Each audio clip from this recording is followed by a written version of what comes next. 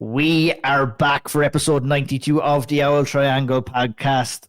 As always, Andy Stevenson, Caoilte Barra with me, Ian O'Neill, to talk about all the latest news in Irish mixed martial arts and a big period of time for Irish mixed martial arts in general, obviously with the big Cage Warrior show, which went down this past weekend. A couple of fights on the PFL Europe card too for Kiya Sullivan and Darragh Kelly, which we'll talk about a little bit later on. We've got Caolan Loughran on today ahead of his big fight this weekend at PFL Dubai. Obviously, the massive fight between Paul Hughes and Usman Nurmagomedov as well.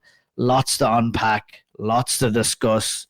We won't go into any general chit-chat today, lads. We'll go straight into it and we'll discuss the Cage Warriors card from this past weekend. Cage Warriors 194, headlined by Leon Hill, had a plethora of Irish athletes on the card. Lots of stories, lots of talking points.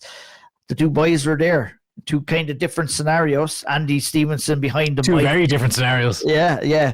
Caoilte Barra on the beer, taking the bird. Really, actually, you know. Were you not on the beer? I had like a drink, and that was Sean about Denny it. Didn't lead you straight in, did he? No, I was glued to fights. The pacing of those fights just kept me glued to my seat and all. I saw Caoilte fighting in the stands and everything. It was top. He was He was in the rough section, but no. Look, I go to Caoilte first, Andy. Obviously, I get his perspective from a fan. Obviously, you guys have two different perspectives, but in terms of the. I guess maybe we have three different perspectives. I was watching on TV. Caoilte was there as a fan. A triangle of perspectives. Look at that. Look at that. From what I seen, it looked like a better setup. It looked like a little bit of a better setup. Andy is not so sure about himself. I should have said a triangle of angles would have been way better. Triangle of angles, no problem. You got it out eventually, so it's all good. Sorry, everyone. No problem. Caoilte, from a fan's perspective, what was it like? You said the pacing was really good, the action was really good. Did you have fun? Yeah. So brought a friend who's never been to an MMA event before, wanted to go. I was like, yeah, let's go and see. And I have that perspective too. And it's like, yeah, seats were good. I think they had having those bleachers or they're kind of like a stand. That seemed to help massively because you didn't have people standing up left, right, and center. There was loads of. The one thing I noticed, there was space. Like there was space to move around a little bit. You weren't crammed in on top of each other and kind of falling over people just to get back, just to get out to go to the toilet or something like. But the structure of it was good. It was quite smooth, to be honest, from a fan's perspective, I guess. Then the pacing helped massively. There was no real long breaks, which is probably a nightmare for Andy because I know what that's like from the media side as well, where it's just if it's back to back to back, you can barely go out and see a fight. But from a fan's perspective, you're just constantly entertained. And then even the break between the prelims and the main card, like 5 minutes maybe, if even that. Overall, it looked like it ran really smoothly. I think, a few tidbits of, they filled it, they sold it out, but then you see patches of fans leaving when they're the person they came to see fight fought, and they just leave afterwards. So you see those gaps, which is a shame. It didn't seem like it lost too much atmosphere though, even though you're always going to kind of have that. I think at those kind of events, but from my perspective anyway, it didn't seem that like too much atmosphere was lost. Obviously, when those pockets of fans did leave. No, not really. It was bouncing for the most part. Like I think some of the biggest pops of the night, like Gary Rooney's crowd, just incredible. Like that, the scenes when he was walking out when he won, you just put a smile on your face watching them, and the joy that they had as well with him winning. The Keith Keogh and Damien McKenna fight, the atmosphere was just incredible. The two different sets of fans, the boos, you had both sides, cheers for one, boos for the other, and it was back and forth. That was fantastic. The atmosphere wise, turns from the walkout to the very ending, it was like a party for them. And that kind of carried throughout the entire main card. So it was just electric for the main card then, and the results were going in the favour of the fans as well. So that pretty much helps. Yeah, indeed it was. Andy, obviously, coming into this card, we were saying in certain terms, the lack of a title fight, Solomon Simon's kind of fight falling through as well. It's hard to judge a card before it ever happens, but I think we all had a fair assessment that maybe this card was lacking in something. But on the night, definitely my feels, and I'm curious to hear what your thoughts were as well, is that, you still felt that little bit of magic from this card, even though there wasn't like a blockbuster, maybe title fight to look forward to. Lots of little stories, lots of little narratives that came in and or that came out of this card, and lots of special moments for fighters that are they're at different stages of their career. From your thoughts before this card, what was your feeling after the card went down? Yeah, I think that this card over-delivered, to be honest. I really feel like it over-delivered. I feel like, it wasn't really Cage Warriors' fault, at least to an extent. They had the Solomon lined up for the main event, and I think the Aiden Lee fight was pretty damn solid. Obviously we're kind of calling for, could it be for a title, but it was a title eliminator at least. For Solomon. So when that fell off and Leon was put into the main event, and then obviously his original opponent, Luan Duarte, was forced out due to, I think, travel documentation issues or something like this. It just kind of threw it all up in the air. So it was kind of like, okay, this is going to be a show full of Irish undefeated prospects, or some not undefeated, but still prospects. And, you don't really know what it's going to be like. Of course, it's a Cage Warriors card. The production value is incredible. It's way bigger, but like it's...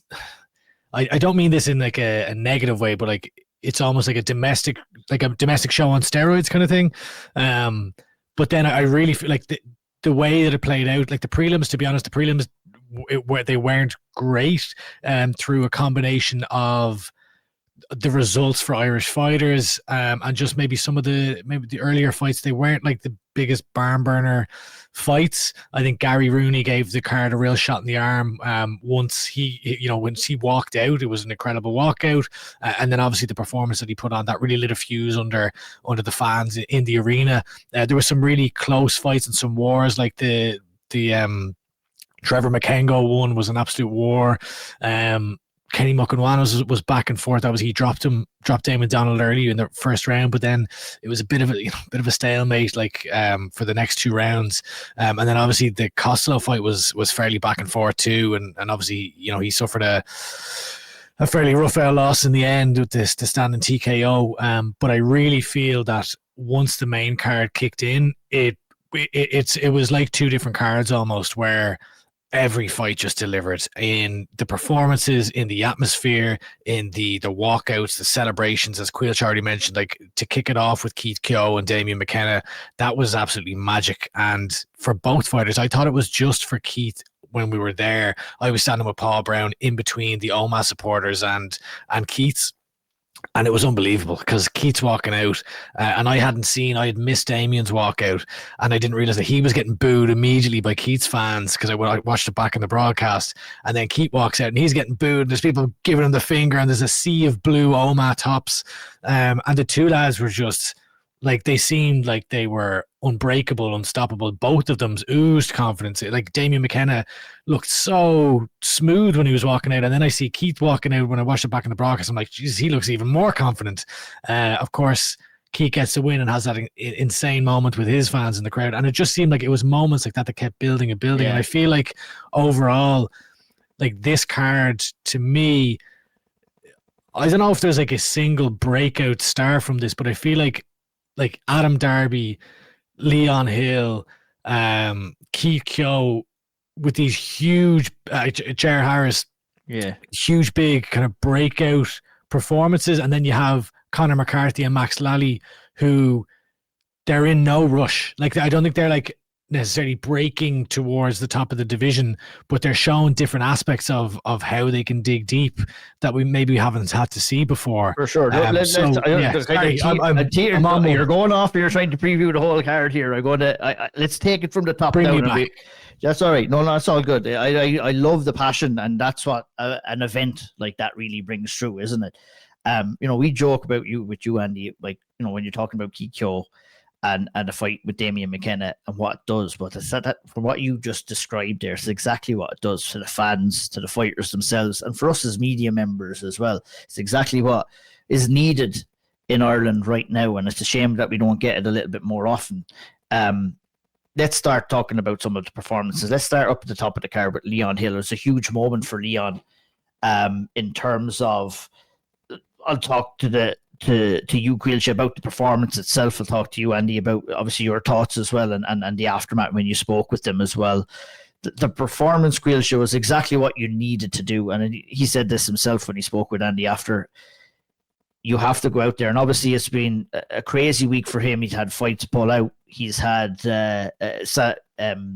Samuel Blasco come in and kind of take this fight at short notice, which can add a little bit of pressure to perform. But he did exactly what he needed to do. 58 seconds in, lands a massive head kick, drops Blasco, finishes the fight, and goes out and celebrates with the fans. What did you think about the setup for the kick and everything like that, Caoilte? Beautiful, yeah. He looked sharp. You could tell he was dialed in. He was really, he looked ready to put on a show. And then to set up the kick. And it's funny, when I first saw it, I had to look at the replay. I thought it went under the armpit nearly, that he caught him. But then I watched it back, and I was like, the way he threw it up, it would have been very, very difficult to even see, for Blasco to even see.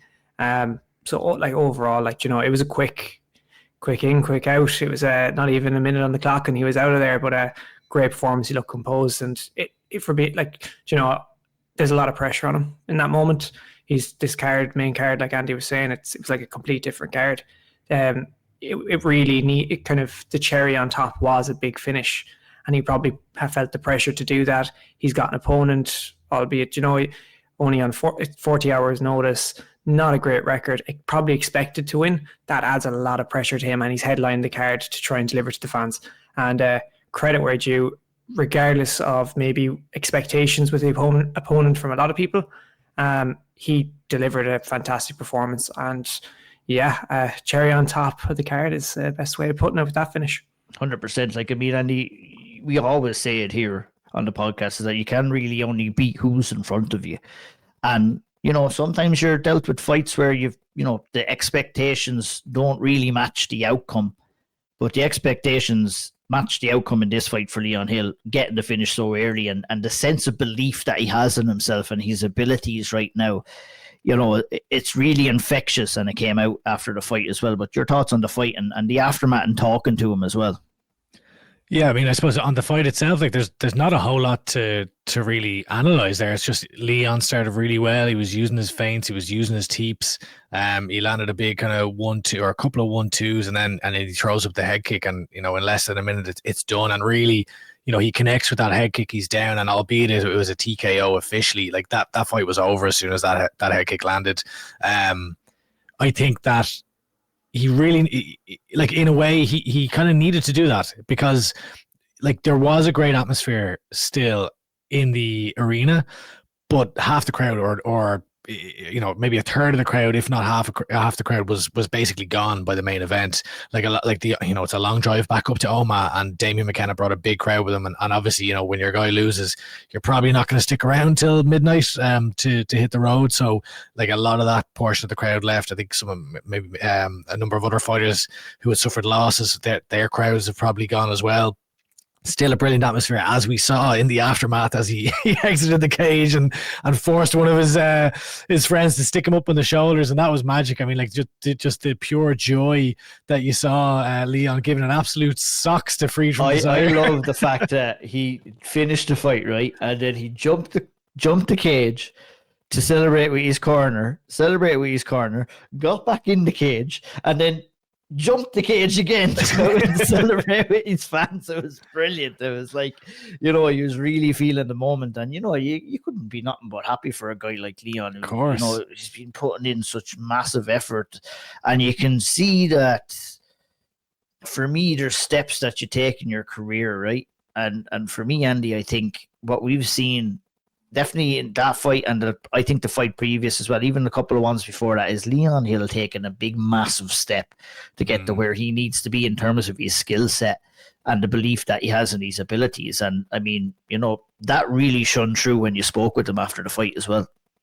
Yeah, for the longest time, we've kind of often talked about, he looks like a lad, from a conditioning perspective. When he's in the cage, he's always in fight shape, ready. He leaves no stone unturned, and he was kind of talking about that in the aftermath, about how he doesn't drink, he doesn't party, his life is entirely dedicated. He's sleeping on stretchers in the gym. you know, he's 100% locked in to get to the UFC. And when I'm speaking with him, and I can't remember if he said this in the interview or if it was off camera, but he's not even talking about like, I want to get to the UFC. He's talking, I want to be UFC champion. And I know a lot of people say that, but some don't. Some don't say they want. Like, there's some just say I'm going to get to the UFC, and I feel like he has the type of mentality where he will not stop. And look, we've seen him lose. We saw him obviously step in on short notice in his debut, suffered loss there. He looks an entirely different human being and fighter since then. And obviously he suffered a loss in the RDS only probably about a year ago, was it maybe? And now, you know, he's 3-fight win streak. He's 9-2, 9 finishes, 100% finishing rate. He's found a new home at welterweight, and he's right there in the mix. Like, even though, okay, look, Jan Blazko, you know, he's not the greatest fighter in the world. He's got a very patchy record, but he's coming in, you know, late notice, and he's absolutely shown that this guy shouldn't have even been in the cage with me. Like, he completely blew the doors off him. And now we want to, you know, you want to see him now against someone who's up there, you know, towards the top end of the division. And, you know, we can maybe talk a little bit more about this later on, but that welterweight division gets very interesting from an Irish perspective now with a lot of players in it. Yeah, it definitely does. It definitely does. Look, we're on the welterweight division. Let's talk about Adam Darby. You know, I think that this was just as good a performance as well against a guy in Robert Constantine, who was a very difficult guy to be able to handle in Caoilte. He went out there, Adam Darby did, and a methodical, kind of technical, kind of, you know, surgical kind of strike and display from Adam Darby here. And also, while he was really impressive in, like, offensively, I thought he was uber impressive defensively as well. Is a guy who's a big fella. He's got long limbs and he knows how to use it. I think we might have said that time and time again. Yeah. But his distance control has been phenomenal. His jab was unbelievable, and, you know, just slowly drained down Constantine and got the finish in the third round. It was a wonderful performance. And Adam Darby is a guy that I just, you know, every time he fights, I'm really looking forward to seeing what he brings to the table, because like Leon Hill too, he's really leveling up. And as the wins keep coming, the more confidence that he gets. And I think, you know, we're really watching a really special fighter here in Adam Darby. Really good performance as well. Yeah, and like, do you know, he's come back after he had that hard time with injury there for a while. He's come back and he's just looks levels above what we've seen, and it just gets better and better every fight. The way he strikes, like you described it perfectly there, like it's like methodical, surgical, all these things. It's so good. The way he can manage his range and use that distance so effectively is it's incredible to watch. And this guy was a tough cookie. Like, Jesus, he was as tough as they come. And Adam Darby just poked away at him and just, you know, just broke him down bit by bit until he could get the finish. And the finish, albeit it was a little bit, you know, it was a tad late. From my perspective, I think the ref should have jumped in earlier. But my goodness, like the range of, the range of strikes and just how he mixes it up. And he uses all his limbs. He uses anything to his ability. And it's so good. And he put it on full display. To be honest, he's kind of doing that every fight now. And this was that step up again. And it's just so exciting to see where he could go next after this. And keep in mind, got 2K. We saw that today. Got 2K because just missed out on that $5,000. And the performance was definitely worthy of that 2,000 bonus he got from the prize guy, I believe. Yeah, it was really good to see that as well, and him getting that reward. And Andy, for me, I think, you know, we talked about the performance itself. I think what really separates this performance from maybe a few others on the card as well is that, you know, he was in full control and still pushed and got that finish in round 3 as well. And I think I love seeing fighters doing that. I love it. No, because it's not always possible. But, you know, Adam Darby, I think I agree with Caoilte. The fight could have been stopped a little bit earlier, and he recognised that as well. But it was a wonderful performance overall with Adam. I thought it was a masterclass. Like, and as you have already touched on, like the way that he's so long for his weight class. He's such an awkward frame, and like I feel like that can almost go against you at times. Like if you can't use if you can't fight within your body type, it can really be used against no matter how tall you are, no matter what range you have, or what, length of your jab or whatever. But he uses it to perfection. And when he's fighting on the outside, he's keeping them right on the end. They're right on the end of those punches. He's using those knees up the middle, the leg kicks. He's using everything, as Caoilte has already kind of pointed out.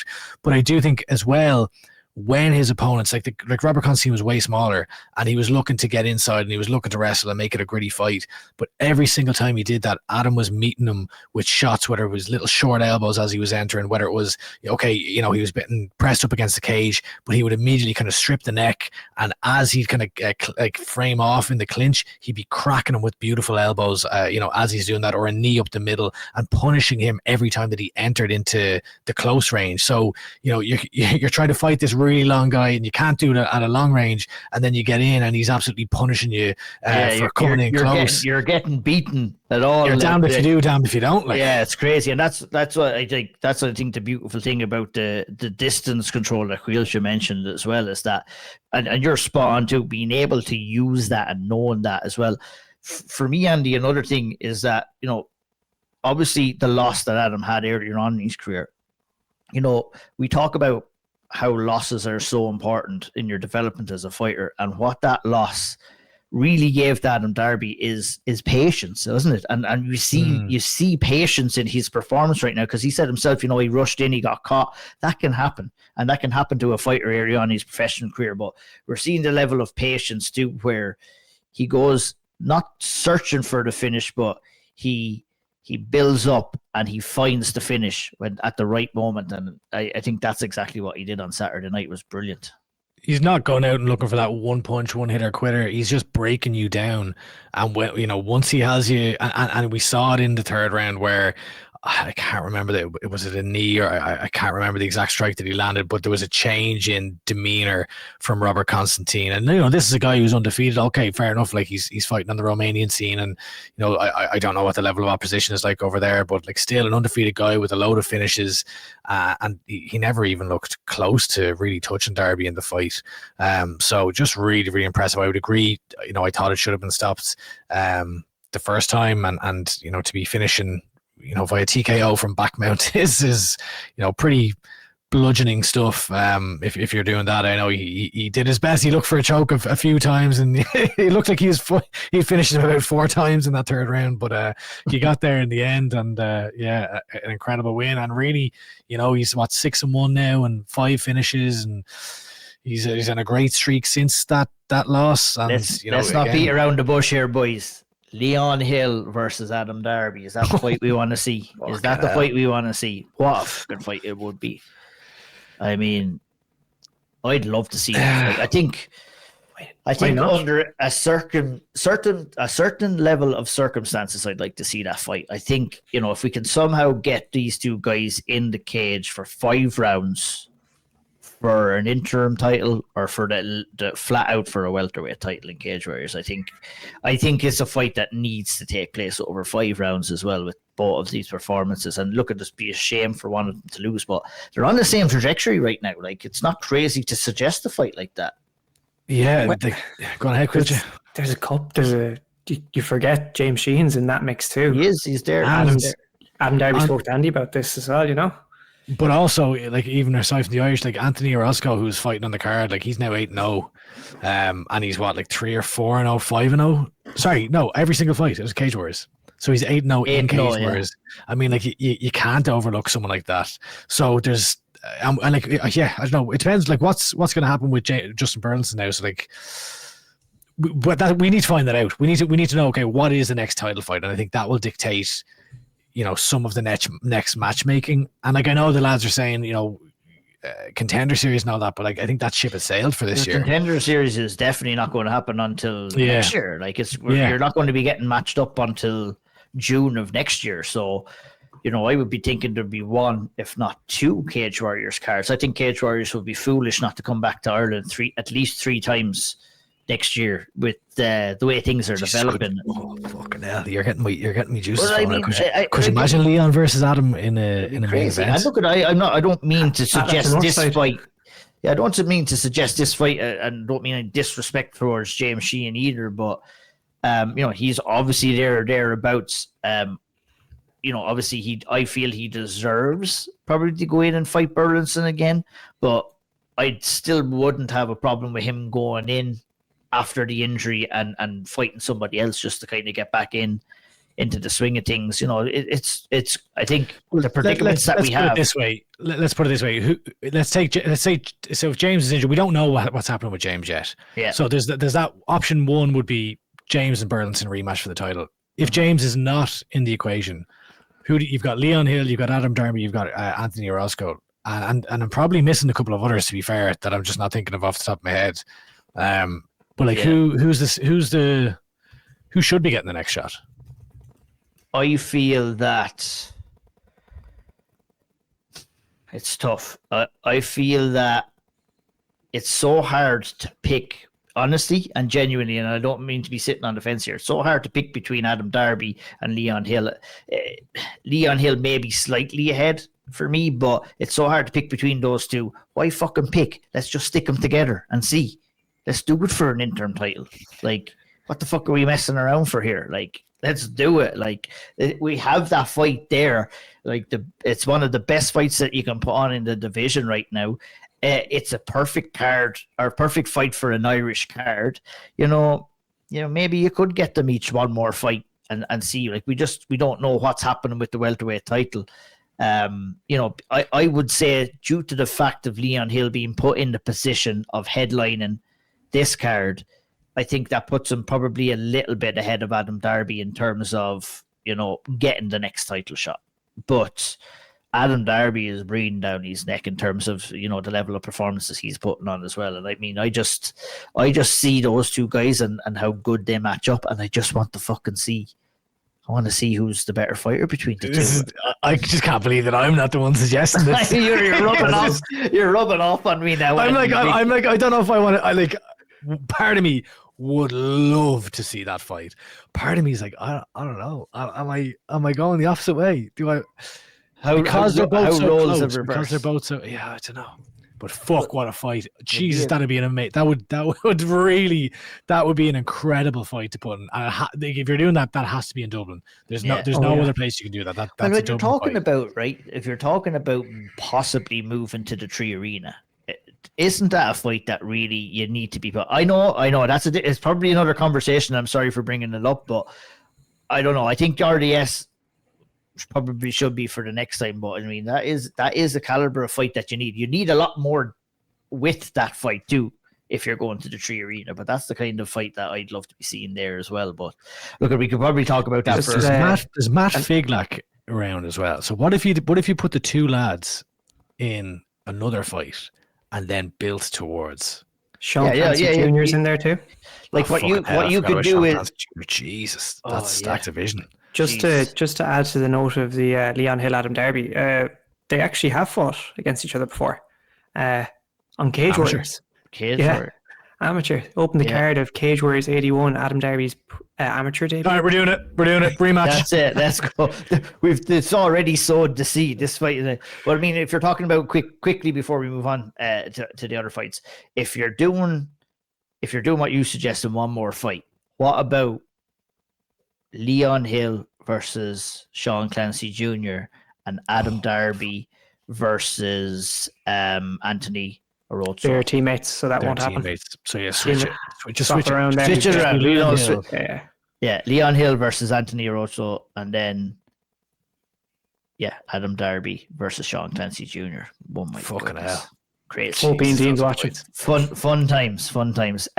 Speaking of fun fights and great fights, the co-main event on the night at Cage Warriors 194, Max Lally versus Ben Ellis. That was unbelievable. He got that dog in him. He got that dog in him. We found out a couple of things about Max Lally on Saturday night. Max Lally found a couple of things out about himself too. Those are the exact type of fights that you need early in your career, and as he said himself, not always advisable to get in a fight like this, but I think Max answered a bunch of questions. I think it was a tremendous performance against a really difficult guy in Ben Ellis too. I don't think that Ben Ellis was getting the credit that he deserved in terms of difficulty and for Max as well in terms of the difficulty of opponent. And that's why this fight was put as the co-main event.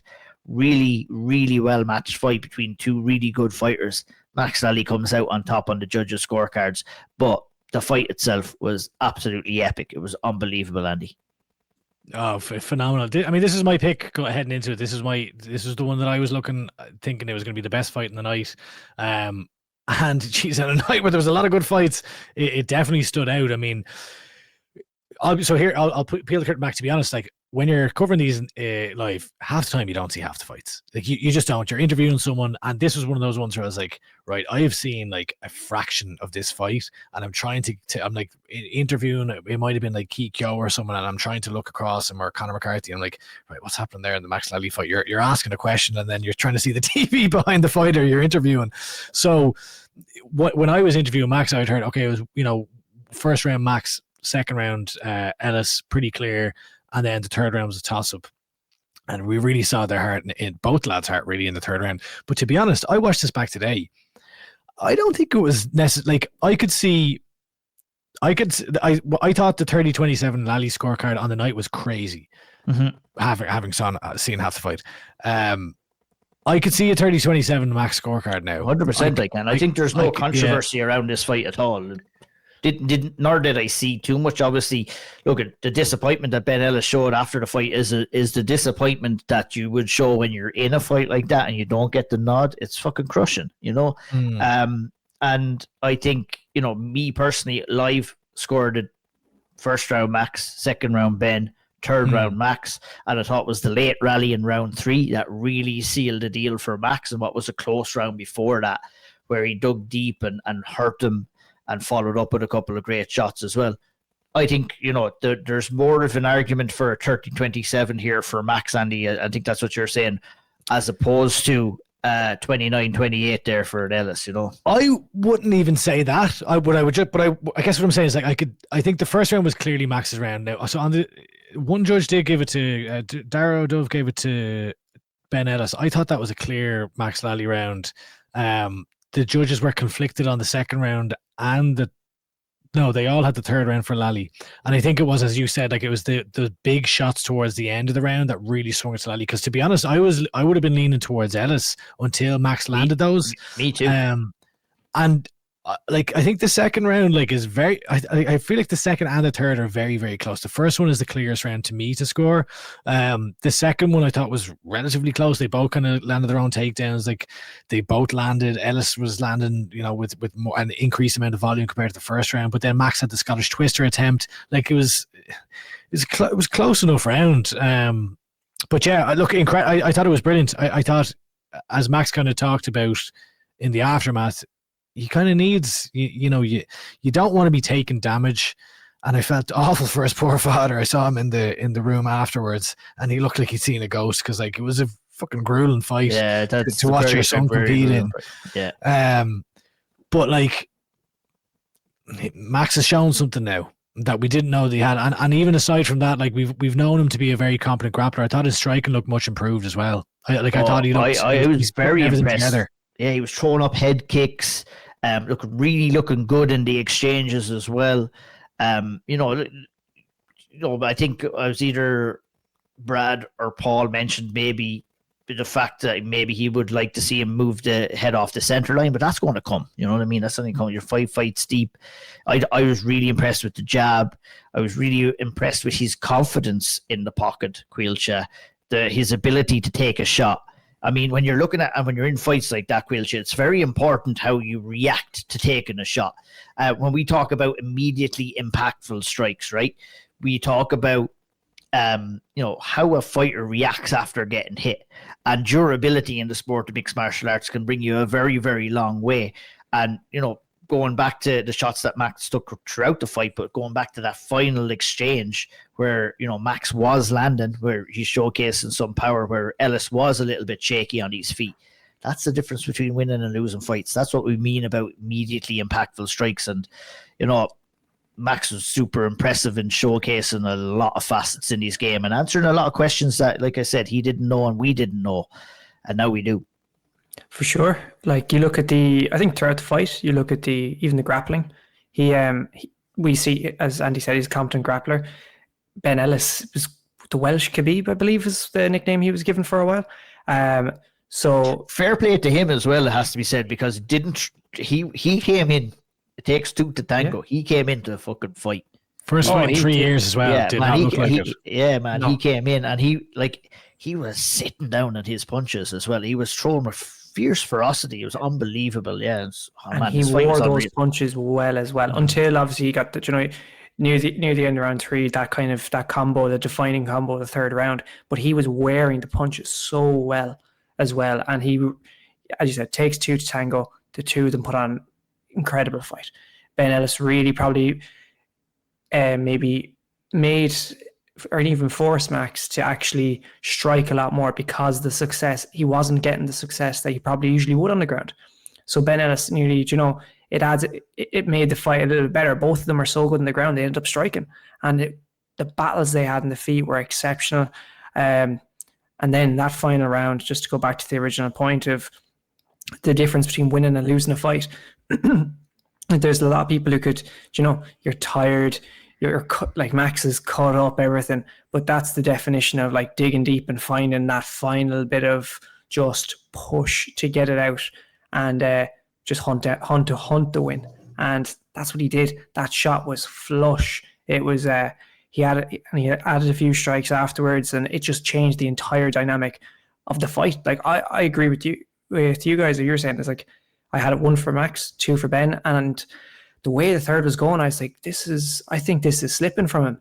And then, but the fight always then had. Then Max just said, "Not today." Not today. Yeah. That's it, and that's the question that you have to kind of ask yourself when you're in there, and you can push in training sessions and everything like that, but when the bright lights are on, sometimes it goes the other way, but Max knows that he has that ability now, and I always respected Max for being very well thought out and having a good head on his shoulders for a young lad, only 22 years of age, and has such a bright future. It's hard to think. It's crazy. I admire him, and I admire having spoken to him in interviews and as well. Just it's such meaningful answers that he gave, and as he gives you very meaningful answers after the fight. And I think the biggest thing that came out of it, Andy, was he's not in any rush. And I think we'll talk about Conor McCarthy next.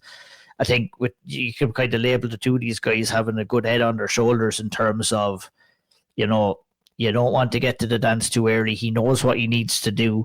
There's, you have to, in terms of, your skill set and everything in certain regards, for lack of a better term, leave your ego at the door and really break down where you're at in your game. And I think Max definitely has that all about him in terms of the way he was speaking to you after the fight. Yeah, he just gets it. Like he gets it, and he not like to what I was saying about Leon Hill. I think there's a new wave of Irish fighters who their goal is not just to get to the UFC; it's to get there and to win and to rise to the highest heights that they possibly can. And look, most fighters are delusional. Like to be honest, to be blunt, most fighters are delusional, thinking that they'll get to become a UFC champion. But you have to be. You have to be for sure. You have to be, but also, I think that a lot of these fighters that are coming up now, they understand that they need to be ready when they get there. It's not just about getting to the UFC. You have to be. There's a huge jump. I think there's a bigger jump. In some ways, there's less of a gap to get to the UFC than there ever has been, because of Contender Series, because of lads that are getting in a 4-0, 5-0, all this stuff. But to win in the UFC, I feel like there's a huge gulf between the regional scene now and getting there, because I think that everything has shifted it's all geared towards getting people to the UFC, getting people to Contender Series, rather than and I'll just say this, but I don't think in the last couple of years, the standard of high-level fights at the top level in the likes of Cage Warriors is the same as it was, when the Hughes and Vucenic and Charrier were there. I think it's getting back to that now, but I think there's been a lot of guys. We're seeing that now you're spot on what you're saying, Andy. We're seeing that now in the Contender Series and in the early stages of the UFC, where what the UFC have taken away from the regional scene is those level of fights happening on the regional scene, and then take your first maybe 3 or 4 fights as well inside the UFC, as they would happen on the regional scene, where you can really find out a lot of things about yourself. But the unfortunate thing is that if those fights don't go your way, you're gone. You're gone from the UFC, and it's tough to get back. Yeah, it's very tough. And I think what we did have, it's doable, but it's still not easy. And it's like, we had that at the regional scene before, where you could figure out if you're ready or you're not ready, right? And then it was easier to get back to where you needed to be if, you know, you did lose a fight on the regional scene, as in comparison to what we're seeing right now. It's a tough old business out there at the minute, and you know, it's one that the UFC have created, and to create it to their own benefit too. But it's, you know, I guess the point that I think you were trying to make is it's great to see Max not feeding into that environment that's being created right now.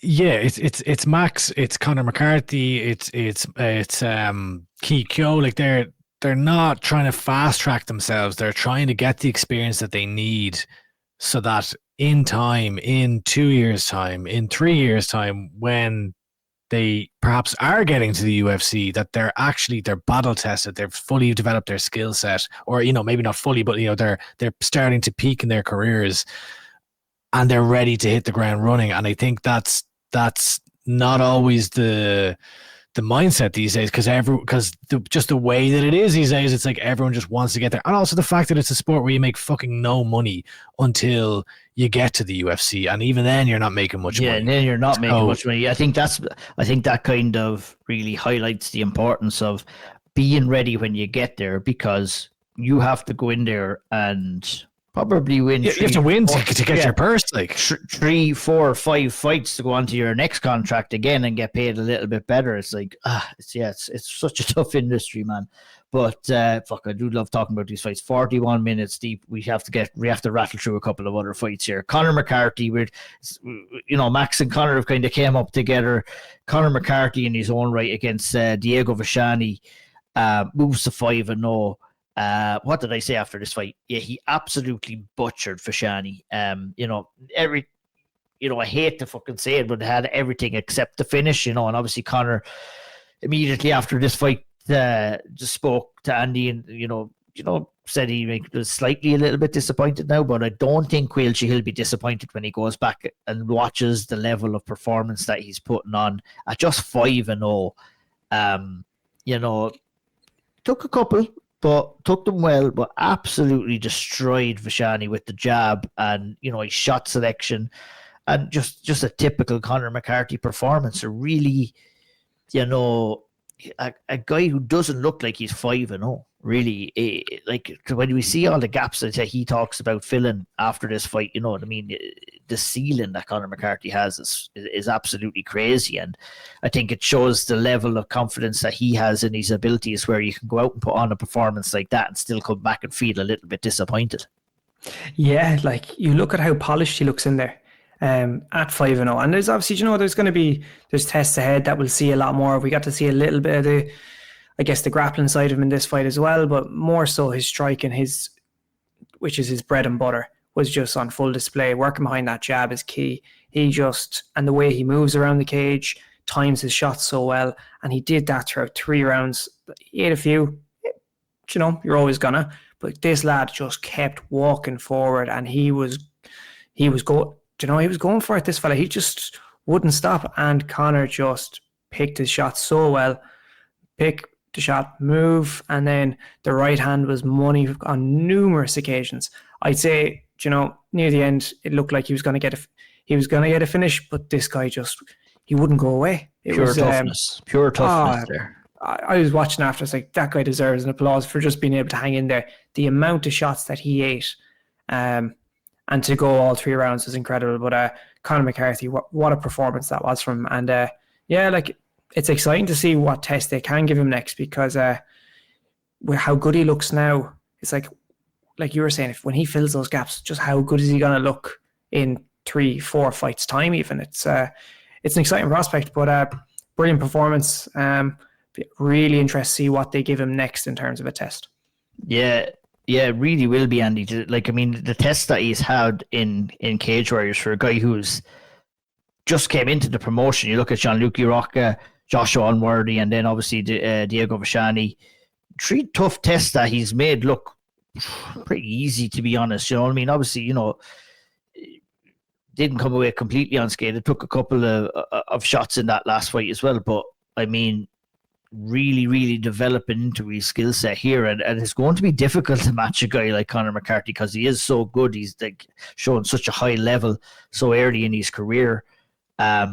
That, you know, the world is kind of his oyster now, and I just love the mentality that he has, similar enough to Max as well, where, you know, he's critical of these type of performances as well. I think that's what you see with extreme winners and guys who are going to go quite a distance in this sport. Yeah, and I mean, he was definitely overly critical, in my opinion, as you kind of pointed out there. Like, I think 100%. He looks back at this and he sees a brilliant performance, because Vishanzi came to absolutely take his head off in that first round. He managed to drop him twice in that round, and then from there he just seemed to kick on. And yeah, like, he's a bit. Well, I was about to say he's bloodied up. I think he was mainly just covered in his opponent's blood. Reminded me of this is going to be a serious callback of a guy called Elvis Sidisek back in the day. He was an Australian fighter. Yeah, and I remember he fought a fight before he came in with blonde hair and absolutely battered a guy up, and his hair was turned from blonde to red. Yeah, and it wasn't any of his blood either, and that's exactly what I don't know why I said that. I was thinking that on the day, and I was like, when you said that his hair turned red again, it was like kind of call the ambulance, but not for me. Yeah, 100%. Yeah, but I mean, like, he grew into it, and he did, like, he ate some shots. Like, I remember at one point, Vishanzi in the second landed a bomb of a right hand on him, but McCarthy ate it and literally just returned fire with just as much power. And I felt like he was very close to finishing it in the third. Like, he seemed like he was just hitting him with the kitchen sink towards the end. He was continuing to just bloody up Vishanzi's face. And sure, look, he hasn't got the decision, and I'm sure, I think his last 3 have gone to decision now, so that's probably what, you know, weighing on his mind a little bit. But when you take a step back and look at that performance, very, very impressive. Very impressive. He's an absolute tank. I'm very, very high on Conor McCarthy, because you never, like, it's not even just Conor McCarthy, but, like, you see lads at amateur and like, you're so high on them, and then you see them for their first number of pro fights, and you want to see them take that next step, because you have to take that jump up. And I feel like Conor McCarthy is doing that now, as is Lally and Kyo and Hill and all these guys, which is brilliant to see. That's what you want to see, and that's what you have to do if you want to get to the UFC level. Yeah, 100%. As is Gerald Harris taking that next step as well. And I mean, it was such a big performance and such a big win for Gerald Harris. And I mean, Caoilte, the first thing I tweeted after he got the job done, winning via kind of TKO in round 3, or was it? Yeah, no, sorry, round 1. No, he was a submission yeah. In round 1. Sorry, I got mixed up. It was the rear naked choke, but the first thing that I tweeted was, that's the Gerald Harris that we all know. Really, that's it. You know, I think he said it himself.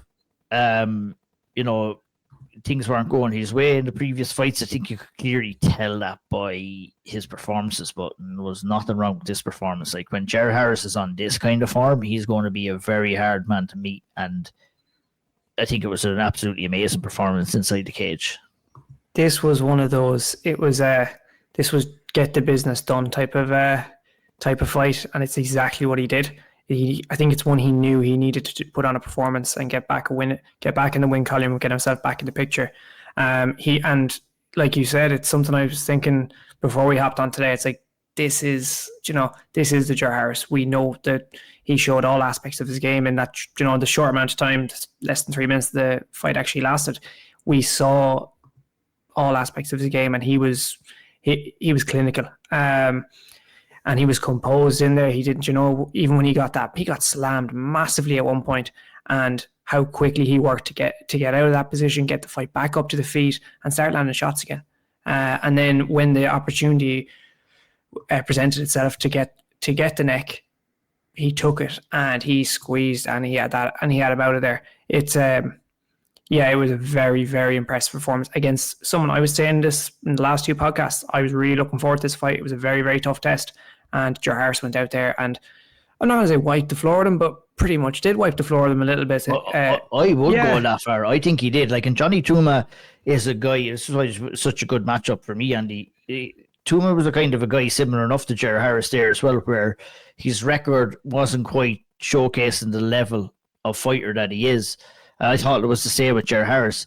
But I think Ger Harris came out there like he was like a man possessed. Even talking to you after as well, I was like, this guy is absolutely locked in right now. And the level of performance that he showed inside the cage, for me, in the clinch, landing those shots, his shot selection, the elbows over the top, the knees to the body, the punches to the body, just like kind of sprawl game, refusing to be put on his back. He ticked off a lot of boxes and just showcased how really great and how dangerous he is in the flyweight division there in Cage Warriors.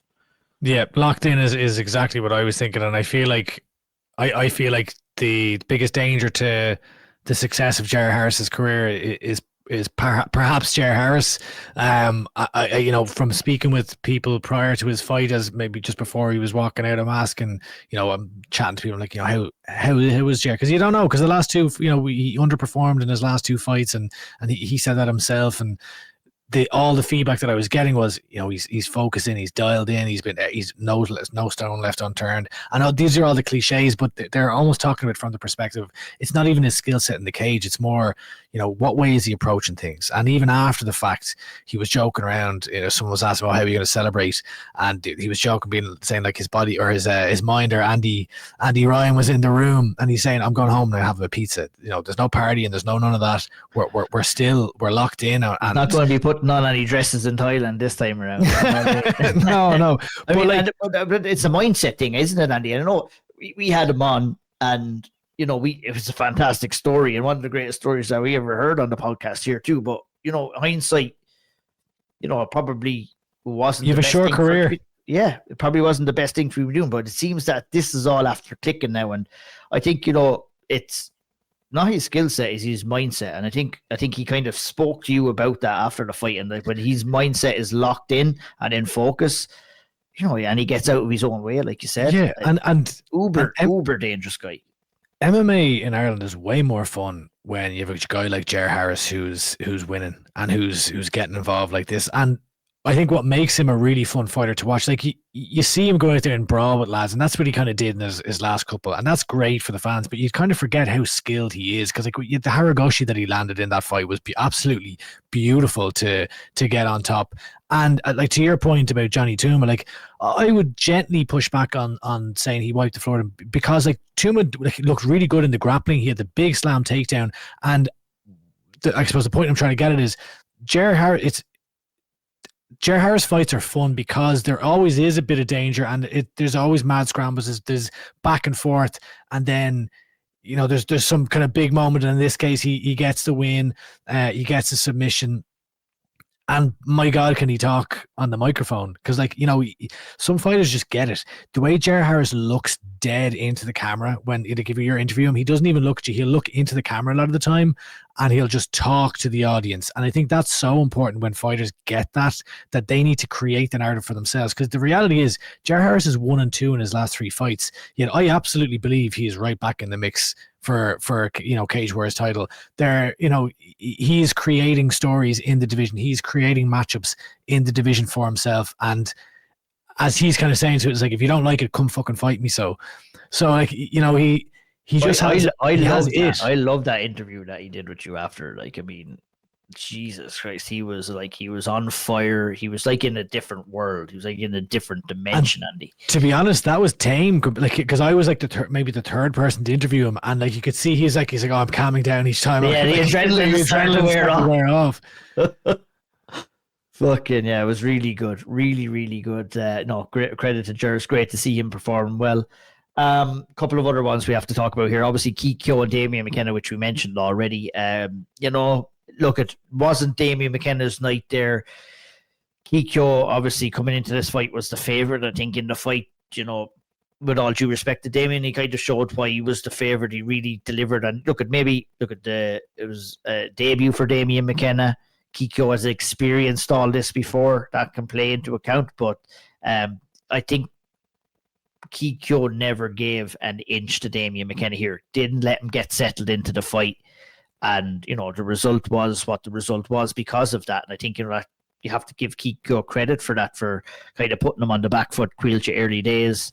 Takedown was good. The back take was excellent. And he's very, very good. Once Kiya, like he said himself, once he gets on your back, it's very hard to kind of get him off, number one, and then to stop what inevitably happened, which was the rear naked choke of about 2 minutes into the fight. Yeah, Keith was on it from the very beginning. I think that's the best way of putting it. He was locked in and he was on it. He was going for that finish. He was really, really, just looked good and he was sharp. There didn't seem to be any nerves, nothing. He just embraced it and he made it his moment. With all the build up and everything, that aside, once they got in, it was all business, and he really showed up. Damien McKenna, I don't really think he had a chance to get going too much and didn't really get to show what he's able to. So I imagine he'll get a chance to compete in Cage Warriors again, especially with the tickets that he was selling. Big time. But he just didn't get a chance to get going, and Keith was just on it from the very beginning. And yeah, the result was what it was. He absolutely clinical from Keith in that fight, and between the celebrations afterwards to match the performance, like I'd say it was just carnage. So I'd say he was tired after the celebrations, let alone the fight. God, he hopped about 3 fences and he was being thrown around the place like a madman. Yeah, 100%. It was really good by Keith, wasn't it, Andy? Yeah, I mean, like to your point, like I know, like Damien McKenna and his team, they're probably devastated and they're probably thinking, look, we just didn't get going and didn't show up and didn't show our best version. But I do think, a lot of credit does have to also be given to Keith, because he didn't allow Damien to get going. Yeah. It was complete and utter pressure from the get-go. Using his teeps, serious pressure, backed him up, got the body lock. He almost had a Suluev stretch at one point. I think he was afraid of maybe falling off and almost had a submission. And then eventually did, he got the sub in the end with the rear naked choke. So really, really impressive stuff by Keith. Look, I think I would hope anyway that Damien McKenna will get another shot at Cage Wars, because as we said before, and as we said to Damien, deserves a lot of credit for taking this fight, because a lot of people wouldn't fancy, going in there against a guy like Kiya. And look, I'm sure he'll be back, but you'd hope to see him get another crack on Cage Warriors again. But not his night. 100%. Andy, you say with you, Gary Rooney picked up $5,000 for his performance against Gary Priestley. Brilliant. The Rooney, what did he call Rooney it? choke. The Rooney choke. Yeah, it's a modified arm triangle, I believe, on Tapology, is it? Yeah, indeed, that's what it is. There, a modified Auld arm triangle. An Auld Rooney choke, is it? Yeah. Oh, my fucking chair's gone down. Oh my God, we almost lost Andy there. To me. But yeah, Andy was really. Are you good? You good? Yeah, I'm good. I'm good. Do you know when your foot catches the little chair, the little desk chair? Oh yeah. Watch this. Ready? You go down the elevator. Hey, hello. We're in the podcast here. We're an hour in, and we haven't even talked about. I know this is madness. Huge fight coming up this weekend. This is madness. But we much deserved though. Quick thoughts on Rooney. Is it so unbelievable performance? He lit a fuse under the crowd. He was the highlight of the prelims.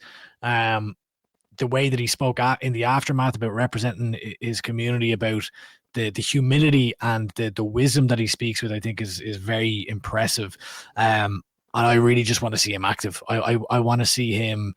I want to see Cage Warriors rolling Gary Rooney out 4 times in the next year and getting him a bunch of experience at the pro level, and then looking for the bigger fights. I think there's no rush with Gary Rooney right now. Jer Harris he's had a number of fights. He kind of not needs, but like you're in that spot where you can give plenty of experience or you can get going. Just Gary Rooney's in the Conor McCarthy, Max Lally, Kiya kind of area where there's no rush towards getting you towards any, upper end of the division right now. Just get the fights in, get the experience in, and let's see what happens, because he looks phenomenal and I feel like he's really starting to put things together at pro. 100%. Caoilte, looking at quickly the undercard, big wins for Emer Darcy, Kenny Mokahana. big wins for him. Not as we spoke before, Trevor McKengo didn't have his own way in his fight as well. Any kind of thoughts on those quick fights before we move on? Yeah, do you know, it's a massive win for Kenny, opening up the cards to get back in the win column. You know, he's not had a good time in there recently, and especially after the which fight was it? The Ibrahimov missing weight, and then coming back to Cage Warriors, losing against Matthew Elliott. And, you know, he really needed a win, and he went in. It was a very tough fight, put on a good performance, some lovely striking in there from him as well. And first round in particular was good. But yeah, edged it on the scorecards, and massive win for him. Then for Emer's fight, yeah, look, she kept her at bay with that side kick for the majority of the fight. I'd love to see numbers on that side kick, maybe possibly setting records for the amount of side kicks thrown in the fight. It was effective. It was effective. And I don't think the other girl, she didn't really seem like she wanted to engage that much at all. She didn't know, because Emer didn't throw those. When she was saying to Andy after, she didn't throw those side kicks too often in previous fights. So I could guarantee it was definitely a big surprise for her having to deal with that. And she just didn't really know how to deal with it at all. Yeah. So it was an effective performance, and didn't really take much damage at all. I wouldn't think, and came out of there with a good win, and back in the win column after she lost the last time out, I believe. So, you know, good to right that wrong and get back in the win column. But yeah, overall, you know, Stephen Costello was unlucky as well. Obviously, it was a kind of a barn burner back and forth, but kind of succumbed to a standing TKO in round 2, which was a nice over and back fight. This one, a bit of a kind of a what's the word I'm looking for? A scrap, I guess, for lack of a better barn burner. Barn burner, yeah. It was a slugfest. Yeah, slugfest. Slobber knocker. Thanks. I won't lie, I missed almost all the fight. Yeah. It was brilliant to watch, you know, as a fight, just to watch, like, fantastic. The two of them had their success. Yeah, they were throwing heavy. Stephen's looking really good in that as well, and it was just back and forth. And look, Deval just near the end of that second round, he was just getting the better of him, landed some big shots, and then got that standing TKO. It was you know, it's a tough one to take for Stephen, but look, it was a fantastic fight, and I'm sure he'll be back. Manuel Deval he's no easy customer. He's a tough lad. He's a fairly highly rated prospect coming out of Spain. So yeah, just it's a tough one, but fantastic fight overall. And yeah. Yeah, 100%. That wraps up our Cage Warriors coverage. Probably around 40 minutes. Hour. The Cage Warriors hour. Yeah, absolutely. And now I guess it's time for our interview with Caolan Loughran. We got a big fight coming up, obviously, between Paul Hughes and Usman Nurmagomedov. We're going to talk about that fight and break it down in full. The Don, Caolan Loughran, came on for a chat ahead of his big fight against Jack Cartwright. Obviously, Lewis McGrillen Evans fight to file out. Let's head on over to listen to what the Don had to say about his fight. We'll be back to discuss the PFL Dubai card in full, some action that happened in PFL Europe, and a few other things as well. We'll see you soon. And now I would like to welcome back the Don to the Owl Triangle podcast. I'm flying solo in the old interviews for this one, but I'm in good company with Caolan Loughran, just 5 days away now from his big fight at PFL Dubai. He will go in and face a change of opponent in Jack Cartwright after the Lewis McGrillen Evans fight fell through. I guess that's where we can probably start on this one, Caolan. It's kind of fits into your fight camps now, really, where you're getting prepared for one body and next thing something happens and you have a change of opponent. At least you got 3 weeks notice this time around anyway, before the whole change happened. But what were the thoughts on everything that went down there and how things transpired? I know, I said to the PFL matchmakers, just get used to this here. This seems to be happening every time as now. I'm well over it by now. But initially at the time, it was definitely probably more frustrating than anything. I wanted to fight Lewis, wanted to compete against him. I kind of literally told him several times that you stink of a pullout, and he did. But that's a lot. I've been here before, and I have to move on because I've got if I keep dwelling on something that's not there, I'll end up getting fucking knocked out by this guy. You know what I mean? So you have to switch it up and focus on Jack because he's good and he's dangerous and he deserves my full attention. You know.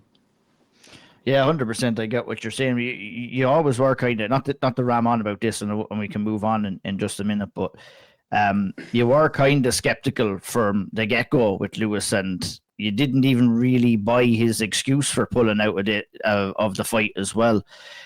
With everything that has transpired, I know obviously he's eager to kind of get back in and fight again. Do you think that you would give him the opportunity to go and fight again? Would you still like that fight to happen? I mean, yeah, I would. I mean, I'd like some sort of assurance from the PFL if he was to pull out, because I literally did tell it to him. I don't doubt that he probably did get a sickness and we got a bit of a flu, but like I was literally talking to Artem yesterday, and he like I remember him in the come up, like he used to fight everybody, and everybody was renowned for it, to fight fucking welterweights and everything. Sickness is part and parcel with this game. We're training on low calories. Our immune systems run down in like body to body sweat and grappling, staph infections, ringworms, flus, cold sores. These things are like literally rife in MMA. You would be doing very well to go through a training camp and not pick up some sickness at some stage. Or then I think the week before him, I had a skin infection, and I had the week before he pulled out. That week, I had like a 10-day. I was sick that time. I was going about our gym. Just these things are just rife in MMA. But I think him and his team, from like the cross training I've done with them, they seen that as like, right, here's an opportunity. Let's take it. No, you're better being fit for this one. You know, what I mean, just it's all right. We'll leave this for now, type thing. Like, I don't doubt that he's sick, but I think that they were happy enough for that sickness as a reason to pull out. It's absolute bullshit. Not good enough. And he was exposed as a bit of just a childish kid from start to finish. The way he was talking, it seemed very desperate to get into my head, to be outspoken. Whenever I just didn't really buy into it, his ass fell out. Not good enough. Simple as that. Anyone in fighting knows that these things are rife, and to pull out 3 weeks before is, yeah, not good enough. Simple as that. Yeah, no, Fuck him. that's fair. That's fair. It was actually a question I was going to ask you as well, because I know that he was kind of bite at you, and ahead of some of your previous fights, Caolan, you have kind of fed into that. You wanted to do a bit of shit talking, you wanted to kind of maybe rile your opponent up, and that was one thing that I noticed in the build up to that fight with Lewis, is that you said it yourself there, you weren't biting on anything that he had to say. Was that kind of a conscious decision that you wanted to make for him, or is that kind of a general kind of mindset that you want to keep before you go in and compete, like down the line in future fights as well? Very much so. Even just as like a man, is definitely a bit more chill than I used to be. This game, like, it really does age you. Hugely, like it's like so much in it. It's just, it really does age you, and it takes it out of you. Like, so, I could not be bothered with that. I knew it was all just smoke and mirrors. Like, I'd met him in the gym and stuff, and he had been half quiet and sheepish in the gym. I'd went stood up to him at UKFC and said, "Let's get this done." After he fought in Belfast, and he kind of half shone away, and then he was on. We get signed. He starts talking massive. I'm like, lad, how could you possibly think that's gonna carry weight now when I've met you before? I never really want to fake anything, but like, I am just kind of definitely in the latter stages. I'm 29 now. I'm still young, probably only coming into my physical prime, but I'm not going to be one of these guys in the game at like 36, 37. No way. No chance. So I'm just really thinking about like performance, PFL belt, and money. Really, at this stage, I'm not really into the whole hoopla. Like, even today with the whole cameras, I used to think I was like lethal, but I'm just doing that now. I'm like, when you get like the pre-fight photo shoots, it's like turn your head left, turn your head left, turn your head left, and you're like, it's been there so many times. It's just it's like I just really want to compete now more than all the shit outside of it. But that is part of it too, honestly. 100%. You're built for the cage and not for the photo camera. Maybe is that what you're trying to say? Definitely. Look, obviously this is the start of a new chapter in your career. Having gone from the UFC over to the PFL, first fight on your contract, you're making your debut on a massive card. what was the last couple of months been like for you? Kind of, making the decision to leave the UFC, coming over to the PFL as well. In talking to you throughout your whole career, obviously the dream was the UFC always. You've got to live that dream for now. What was the dream like in comparison to reality, I guess, would be the question about being in the UFC, and what ultimately made your mind up that you wanted to make this move over to the PFL? Well, that's a good question.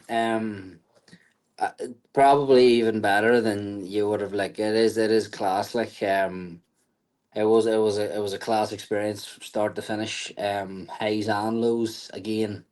Experience in the game. Like, I am 29, but I'm a literal veteran. I've been in some really, really, really high pressure situations against some good fighters. Yeah, it was absolutely unbelievable and on all positive, but that really. I'm 29 now. I definitely see this as the final. Like, not this year, not next year, but definitely the last 3 to 4 years of my career.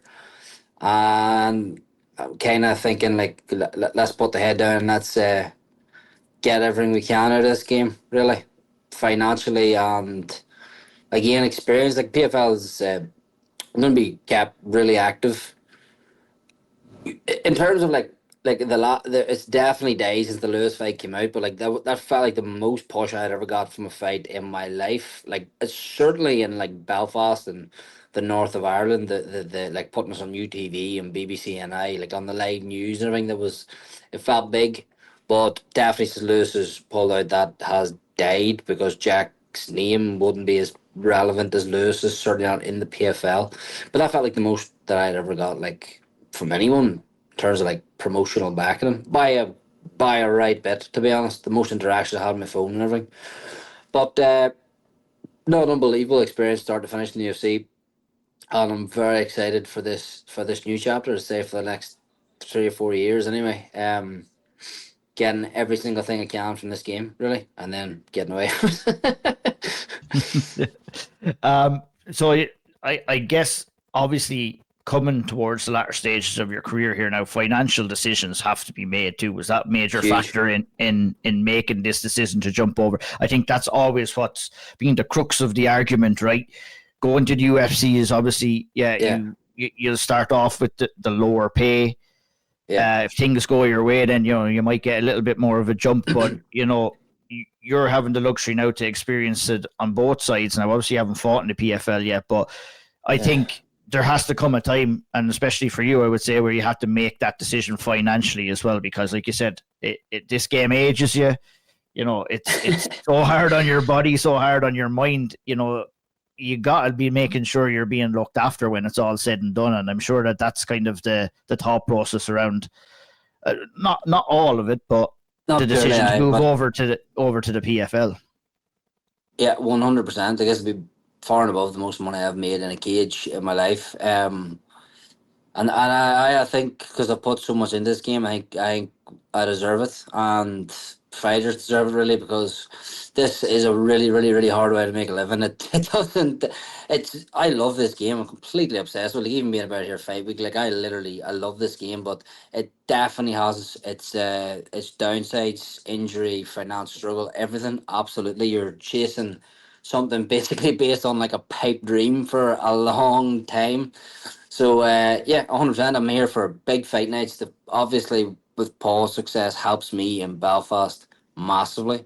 So that's probably why PFL are putting work into me. They want to enhance what they have in Belfast and in Ireland. But that is definitely something that changed in recent times for me. A kid growing up, it's like, it's them 3 letters is purely what you want, and like, it was unbelievable. But yeah, I'm very happy with what the PFL are offering me, and they, more than anything, the opportunity that they're offering me. If I do my job, I make a lot of money in the next year and a half. You know what I mean? A lot of money. So I'm very excited and hugely motivated. Have to give me a new lease of life. So No, I'm looking forward to debuting with him, and I'm really, really, really happy with the first whatever it's been 4 or 5 months of I've been signed with him, and I haven't even had a fucking fight yet. So everything's been like really positive thus far, definitely. Yeah, great. That's great to hear. Jack Cartwright is the opponent. He's the first guy you are Yeah, going to be facing off in there. yeah, yeah, yeah. Not saying that maybe you can tell me or correct me. I look at this in terms of analyzing the fight as obviously Lewis being a heavy hitter wants to go out and strike. Jack Cartwright, does go out and strike, does like to lean on his wrestling as well. Was there much of a change up for you in terms of what you wanted to do in your fight? Because I know you're a student of the game. I know you kind of really like studying your opponents and Uh, and kind of training to kind of feed into uh, their weaknesses. Was there much of a change up for you in camp? And obviously, you have 3 weeks to kind of to look at Jack as a new opponent and make maybe some small adjustments if you feel you need to. But what was the change up like, and how do you see Jack as an opponent? Yeah, well, I think it's a harder fight to be brutally honest. I before after the Hadley loss, I thought to myself, I've bought too much into it, waiting on what they're gonna do, and almost coming out stiff, waiting for things to come off in fights that didn't, and then being down the fight because I've waited too much for these things that I've trilled for to come out. Does that make sense? So I still do study the opponent. I just enjoy that. I enjoy talking to my coaches, Mike and John, breaking the guy down and seeing weaknesses. I enjoy what like with Tiernan talking him over like, well, actually, Cartwright's doing this, McGrillen's doing this. Like, what do you think? I enjoy that side of the game, like the tactical side of like getting a fighter, and that's a skill I think that not a lot of guys can implement. Like seeing what's in front of them and dissecting them and doing it fight night. That's a huge skill in MMA, really. But between the Hadley loss and the Fletcher win, I definitely focused a bit more on myself. Like I knew things you of course have game plans and guidelines you want to go down and things you want to avoid him from doing, but more trying to implement my game early.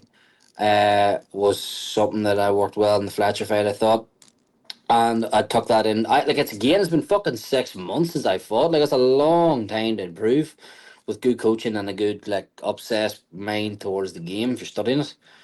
But the game plan definitely has to change. Most like box Donald being one that Lewis was a southpaw, and he always it's funny like people at that level say you're just a left hand, and then people say, "Oh, you said I was just a left hand." He is literally just a fucking left hand. He doesn't throw a jab. He doesn't kick. He literally, I could submit him with my eyes closed if we rolled and grappling. Like so, there's no way he was ever going to shoot a takedown. He was literally a left hand. So you do have to change things up. Um, Jack I don't think is the most tactical guy anywhere, but he's like an opportunist. I would say he can like catch you with a big shot in the feet. He can catch your neck on the ground. He can catch an obscure submission. Whereas basics wouldn't be the best. Like even in grappling, like he's not hard to do a basic double leg on. He's not hard to pass his guard, but he might catch something stupid like a fucking buggy choke or a guillotine off like out of nowhere type thing. So he's kind of like an opportunist. So that's dangerous. And he has obviously got punch power. Done wee bits of training with him, but nothing real. Like just wee bits of training. Uh, so the game plan has to change, but I think it's just mostly both not getting like being all the way in or being all the way out, not being there to be hit too much, and mental discipline. If I'm mentally disciplined against Lewis McGrillen and a mental discipline against Jack Cartwright, I'll win 100 rounds out of 100 rounds. So that's the way I say it. Just don't get caught and get out of there with the paycheck and another step towards the belt. And if one of them fight, if McGrillen ring comes after, happy days. But I have to be disciplined for 15 minutes or less on Friday night, and I will win. 100% I'll win. Is that something that you're kind of looking at in your own game, maybe of the last couple of fights, that maybe there were stages of fights where you weren't 100% mentally disciplined? Yeah, 100%. I don't even hold the. It's not even. I don't even mind the lot. It's the Hadley one that'll like eat me until the day I go out. Even if I went out and knocked Hadley out one punch, that performance that night will eat me until the day I'm done. That's just the game, something not to live with. And it's part of the sport. Every fighter probably has them nights. I think the time definitely had a factor, but it was same for Jake. But I just think it did. Obviously we niggles and that happened in the fight, but that's fighting, so there's no excuse. The better man wins always. He won. But that's like I even in my eighth pro fight, my UFC debut fighting a veteran like Lapis, I'm not even half happy with how I fought that night, even like where I was at that time. He's an elite level fighter. And that was then, and this is now. And I know I could beat him because it was very close then. It's my 8th pro fight. I was 26. If we fight again, I'll be next year 29, 30. He'll be 36. So I'm 100% positive I can not just beat him but take him out. But that Hadley one's just one I'm just gonna have to live with, and that's something that I have to try and never let happen again. But other than that, it was happy enough from performances in the UFC with Fletcher win and the Pacheco win and the Laplace win. But I just from that Hadley one, there's just a few things that had to change. And then I had a long time out of the cage after that.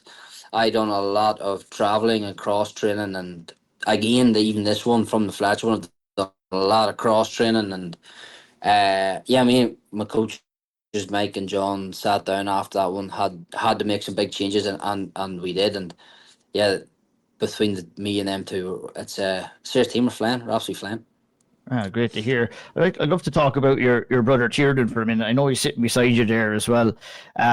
Obviously, see him? Here's this guy. Look at this. Look at Can you see him? You see his boots? I see him there. For anyone that's I'm on a tough. look I've at had a this. tough day, man. Let me tell you. Let me tell you, I'm tough day. He wakes up and gets a free breakfast, sticks on the fucking boots, and then just chills all day. Fucking. That's it. For anybody listening on audio there, he's parked up on the bed with the two boots on, the two oxygen boots on, living the life of Riley in Dubai. It ain't the worst life to be living at all. Could be worse. But look at that. And on a more serious note, I guess, obviously Tiernan shared the news recently that he got some unfortunate news that he's no longer able to compete professionally due to health reasons. And, you know, the two of you lads throughout your life, not even through your fighting career, you know, have obviously been there for each other and supported each other and everything like that. And must have been kind of difficult news for both him and yourself, the process as well. But it's great to see him still there. He's helping you prepare. He's still providing that sports network or support network. And I think, you know, even though he cannot compete himself, I think he has a hell of a lot to give to the sport of mixed martial arts with his knowledge and his passion for it as well. And obviously being real close and a training partner to you too. How was dealing with all of that news and adjusting to it and everything like that? Ian's trying to make us cry, lad. Yeah, you nearly got me now, David. You've got me over here. He's out there. That's initially very, very, very, very hard. I tell you, this game, get in, get your money, and get out of her. Simple as that. It was very hard. Like anything, like any sort of grief, as the way you put it, is probably just going to come and go. Probably just will randomly hit you every once in a while when you're just probably will. It's just not going to heal overnight, but there's a lot to look forward to. I think he seems to be enjoying the coaching and being about here. He'll be going to get my cut of the coaching, and cutting wages. I'm not taking it. The coach's wages. But no, he's how much is he charging you? How much is he charging you? That's it. Free breakfast. No, he has a lot of knowledge of the game, has a mind for the sport, and hugely experienced for his age. There's people that I'm not going to name names owning gyms in Ireland that should not be owning gyms in Ireland, should not be walking behind professional fighters calling themselves a coach. I don't give a fuck. They should not be walking behind the fighters calling themselves a coach. I'm at even Cage Wars on that level, not good enough, but I don't care. I'll say it to their face. He's very experienced. He's worked with some elite coaches around the world, and there's a huge opportunity there. Look at the likes of fucking Tim Welsh and these guys that are traveling the world, sitting, eating free breakfasts in Dubai, getting to live it up whilst coaching fighters. So no, there's a lot of different avenues in the fight game and in life. But initially hard, but you just have to get new goals, and it seems to be doing a good job at that thus far enough. Delighted to hear that. And obviously for yourself, I think it's kind of turned it into something for yourself as well. The opportunity was taken away from your brother. You know, it probably drives you on more to be successful and do all the things that you can do, because you're kind of doing it for the both of yous now. Hugely. But we're here, we're both walking out on Saturday night, so that's it. Nice. He's still there. Yeah. And he will be there throughout the rest of your career as well. And obviously, of course, the things that you're hoping to achieve over the next couple of years with the PFL, is something that you shared a picture on your social media today, and that was the PFL belt over your shoulder as well. Those are obviously your aspirations. There's a fight on this card, Nurmagomedov versus Sergio Pettis. I'm sure you're going to be watching that fight with very closely, with the hopes of wanting to go in and compete against either one or two of those guys in the future, Caolan. Next, really, I'd fight them in December. Sean was on with Sean Sheehan was on with Sergio Pettis, and I listened to the interview. Thanks, Sean, for the plug. By the way, too, he asked Sergio about me, and he says, but it was Lewis at that time now. But he said, 100%, let's do it. We'll fight the winner in December. I actually think Magomed will win that fight. I haven't seen either about the hotel, to be honest. I like to both of them. I like to see them. I'm a fan of both, but I know I can beat both. So if I get a big win here on Saturday or Friday night, when I get a big win here on Friday night, I'd gladly wait about outside the cage until the winner of that and go head to head. Me and Magomedov in December. Fuck me. I would love that. Or Sergio Pettis. That's a huge feather in my cap. Huge name coming out of Beckmore through Ireland beating like a Magomedov or a Pettis. That'd be fucking lethal. And I'd go at it with open arms in December. I'd go into camp next week for them guys.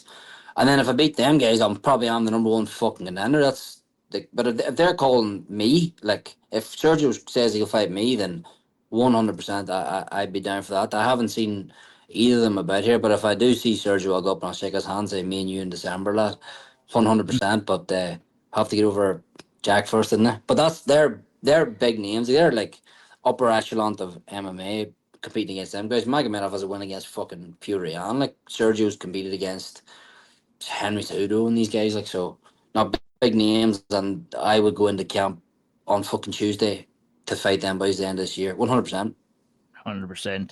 I have to ask you about the big one on Friday night, obviously. Usman Nurmagomedov versus Paul Hughes. What were your thoughts on the first fight, and what changes do you expect to see in the second fight? I'm obviously, I'll make assumptions. I fancy Paul for this one. I'm sure you fancy him as well. What's your thoughts on the rematch? Yeah, we just seen Paul today, first time since I'm over here. He seems in like great spirits. Jesus, stunning. He seems so confident, so relaxed, it's deadly. Yeah, I expect both to be better, Ian. To be honest, I don't think Usman's lying when he said that he underestimated Paul. I think he was. I think probably the worst feeling, I know, in my experience in the game, the worst feeling you can experience in a cage is shock in any regard. Someone hits you, like, oh fuck, he hits hard. Oh fuck, he's hard to take down. Oh fuck, he's better than I thought he was. You know, that's a terrible place to find things got out. It's too late almost to like change it up.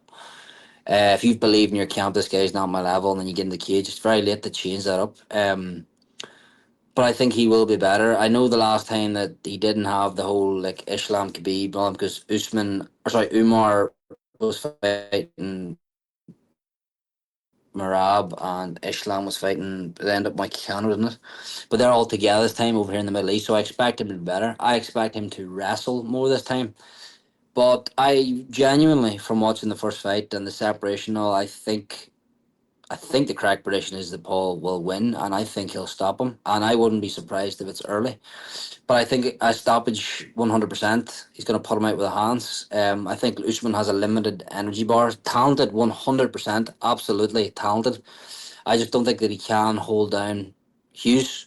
And I think he has a limited energy bar, and I think that'll go at some stage. He'll either catch him early, or that'll go, and he'll put him out. But he will obviously know. So I think he'll probably have to weather a storm to get there. And here, it's world titles and big fucking paydays. You're gonna have to weather storms to get these things. You know what I mean? But I genuinely expect him to get through that and put Usman out cold.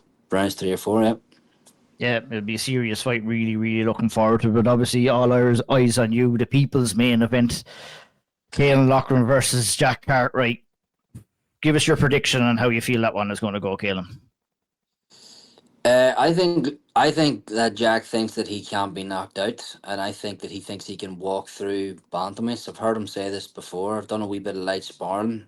I think he's there. I think he's going to come right at me, and I think I'm going to bounce shots off his fucking head. That's what I think. I think he thinks in his own head, unknown bantamweights can't knock me out, and that's not true. Everyone can be knocked out. I think he's there to be hit. I think he comes forward.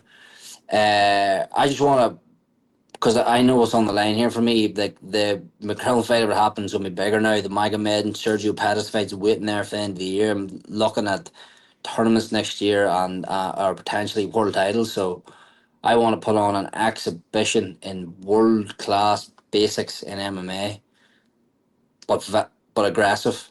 Good jab, good takedowns, good ground and pound, good positional control. World class cardio, very strong, very fit, very powerful, and I'll do that until Jack Cartwright. If he can sustain my pace over 3 fights, which not a lot of guys I'm training with can, said doing a lot of cross training, fair play to him, but I'm very, very, very confident him coming in 3 weeks. If I keep discipline and put on what I know I can do and just the basics, that I'll put him away, you know what I mean? Yeah, I'm really looking forward to the fight. Looking forward to the debut. Glad things worked out. Glad you're getting the check now, Caolan, to go in there and compete on the big stage as well.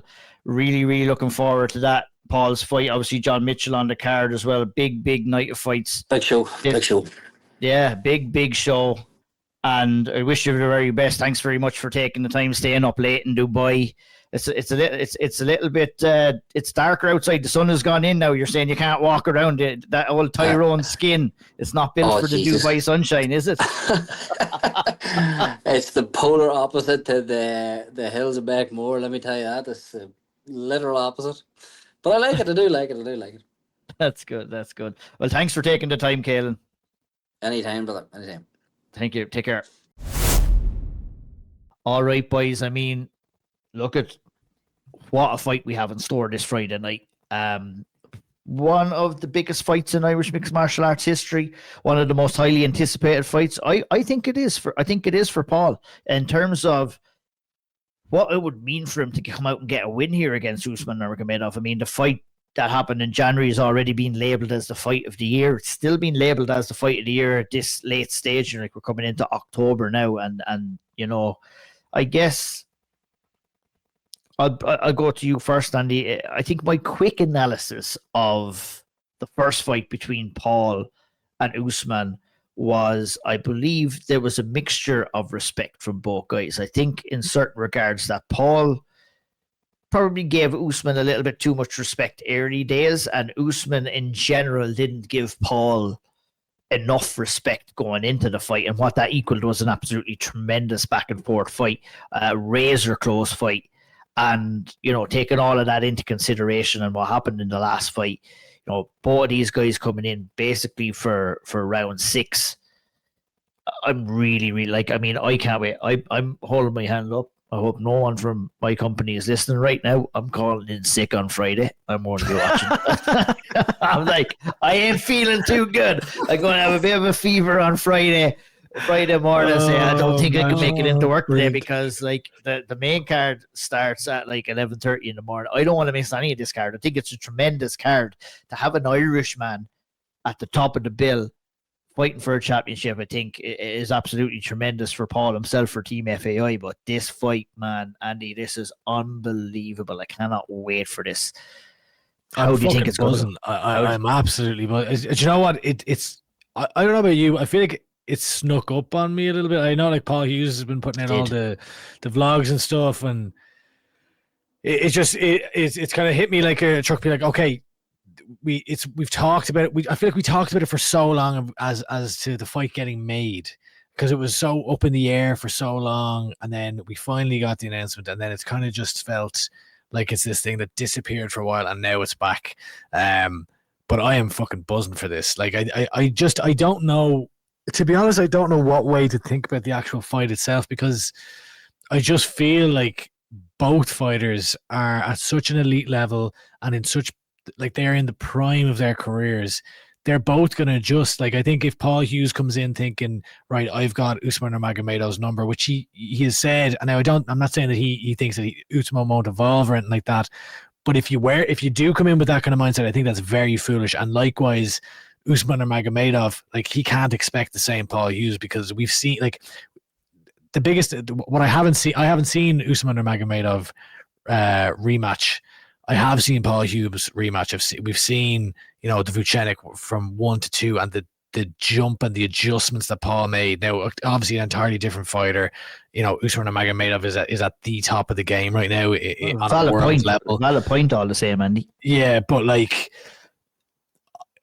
I just don't know what we're going to see, because I think I thought it was very interesting. I saw so there was this thing by Love in Dubai. They do Love in Dublin.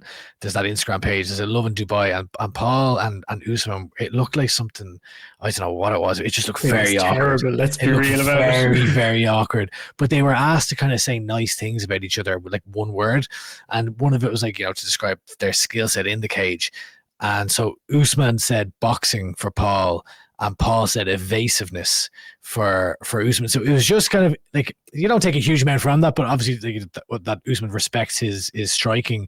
But it was just the fact they were asked for one word. It's okay, it gives you a very slight inkling into how each of them are thinking as they approach their game plan for this one. So clearly Paul is thinking, why couldn't I hit him as much? What do I need to adjust now to be able to track him down in the cage, to corner him, to stalk him and land those shots that I couldn't land in the last fight, even though he landed a lot. And similarly, Usman Nurmagomedov is thinking, right, I now know what his boxing is like, and I need to avoid his boxing or have a game plan to counter it. So it's just going to be very interesting to see how it plays out. I don't know how it will. Between the two of them, though, Caoilte, looking at the way their demeanors are and everything like that, to me, Usman does not look like he's looking forward to having to go in and fight this fight. Whereas Paul is chomping at the bit here to try and get in and just prove that he can beat this guy. And, that can be a little bit, like Andy said, it can be a little bit of a detriment too when you want it a little bit too much.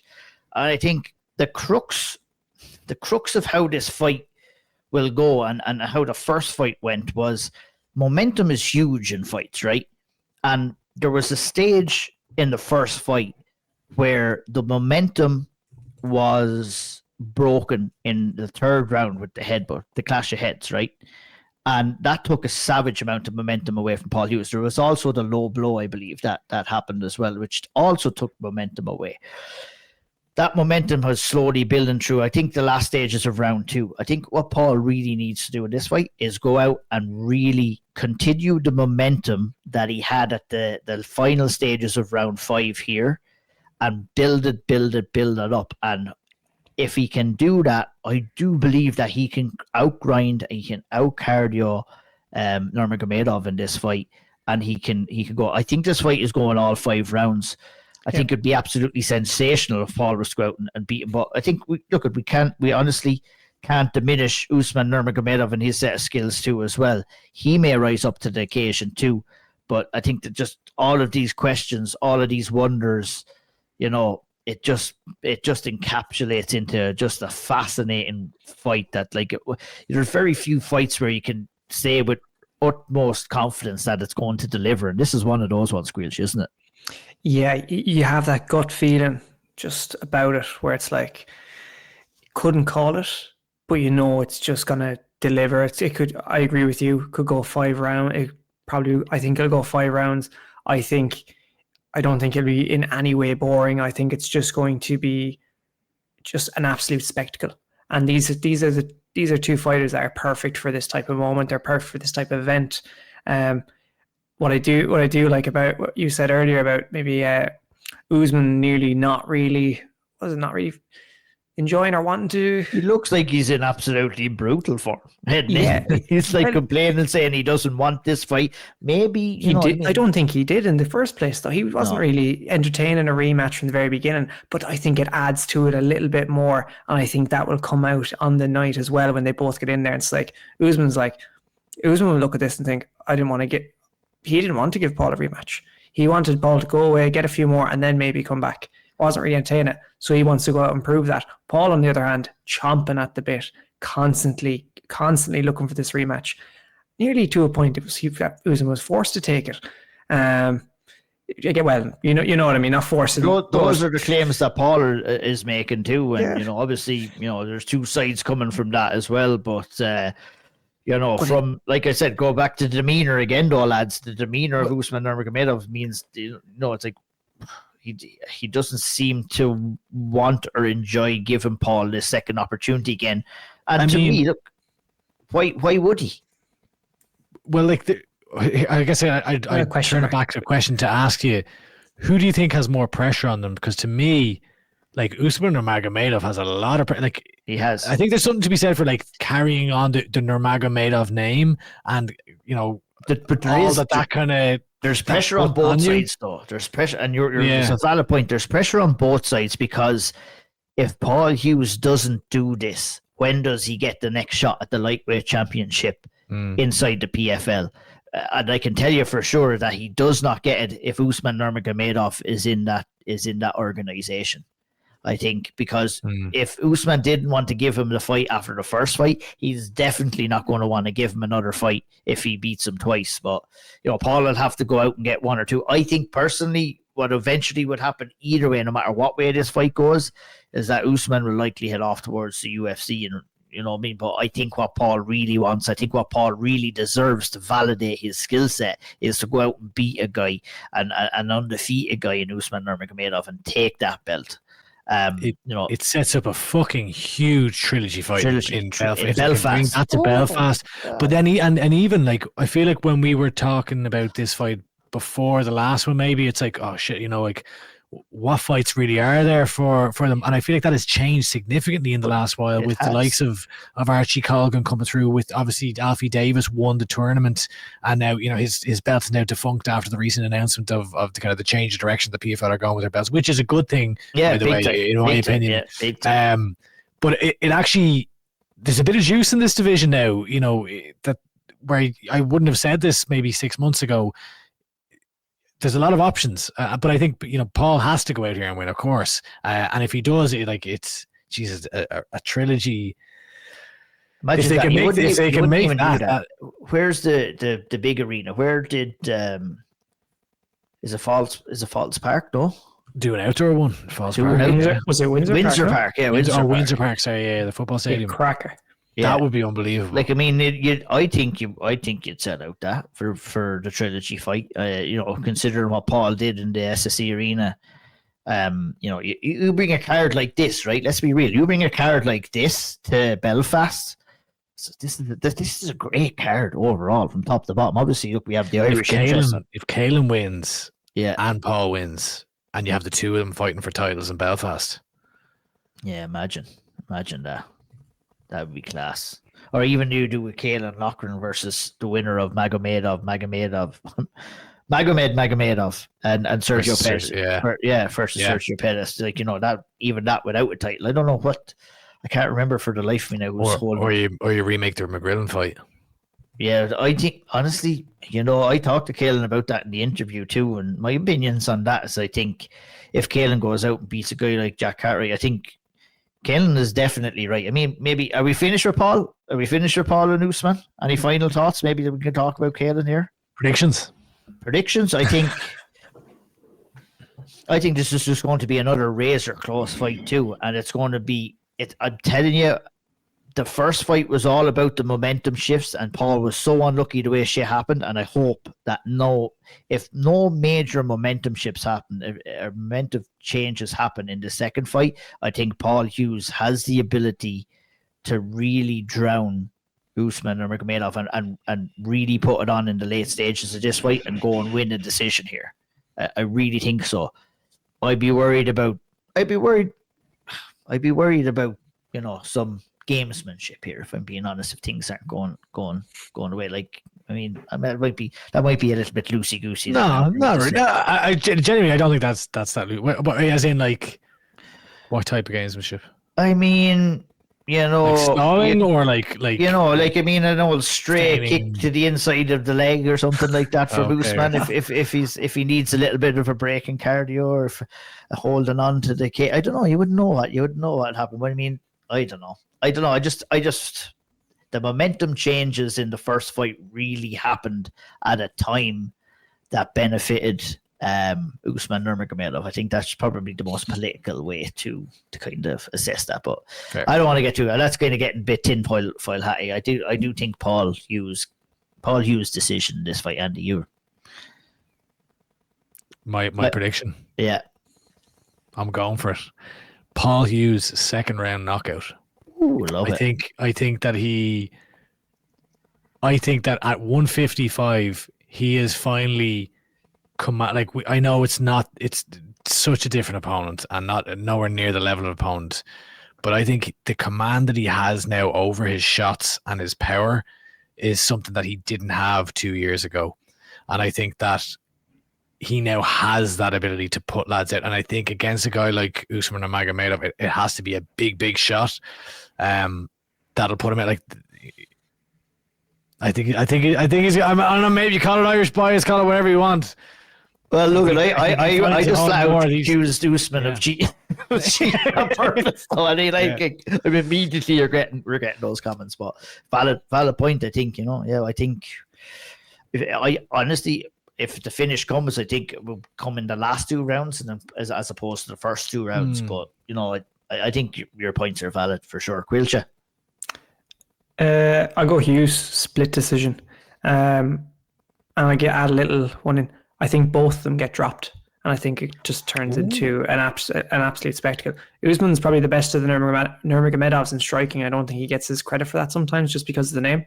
I think both get dropped, and Paul takes the split. Then I think it's going to be a razor tight, but cardio is king, and going from what I've seen the last fight, I think that's what's going to be the difference maker, and that endurance and that biting down the gum shield laid on is what I think will do it for Paul. Big time, and setting that early pace, isn't it? I think really setting that early pace from Paul. I think just bringing him into deeper waters would be good. But fuck me, can't wait for that fight. Belter.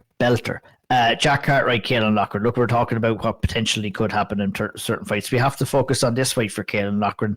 I agree with him. I think this is a more difficult fight than the Lewis McGrillen Evans fight. I think Jack Cartwright does have different aspects of his game that Caolan has to watch out for. And in general, after speaking with him, Caolan's looking in fantastic shape. He's hungry. You think coming from the UFC, it kind of, maybe some people might think it's like, coming on a down, but he's coming off a win over Nathan Fletcher here into this fight.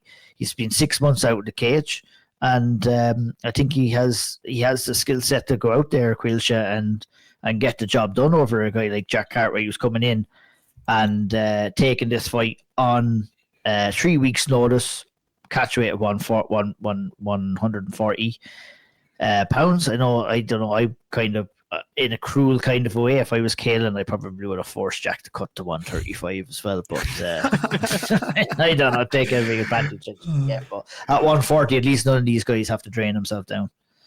That's it, yeah. They both, it guarantees there's no misses, and everyone gets paid and everyone's nice and happy.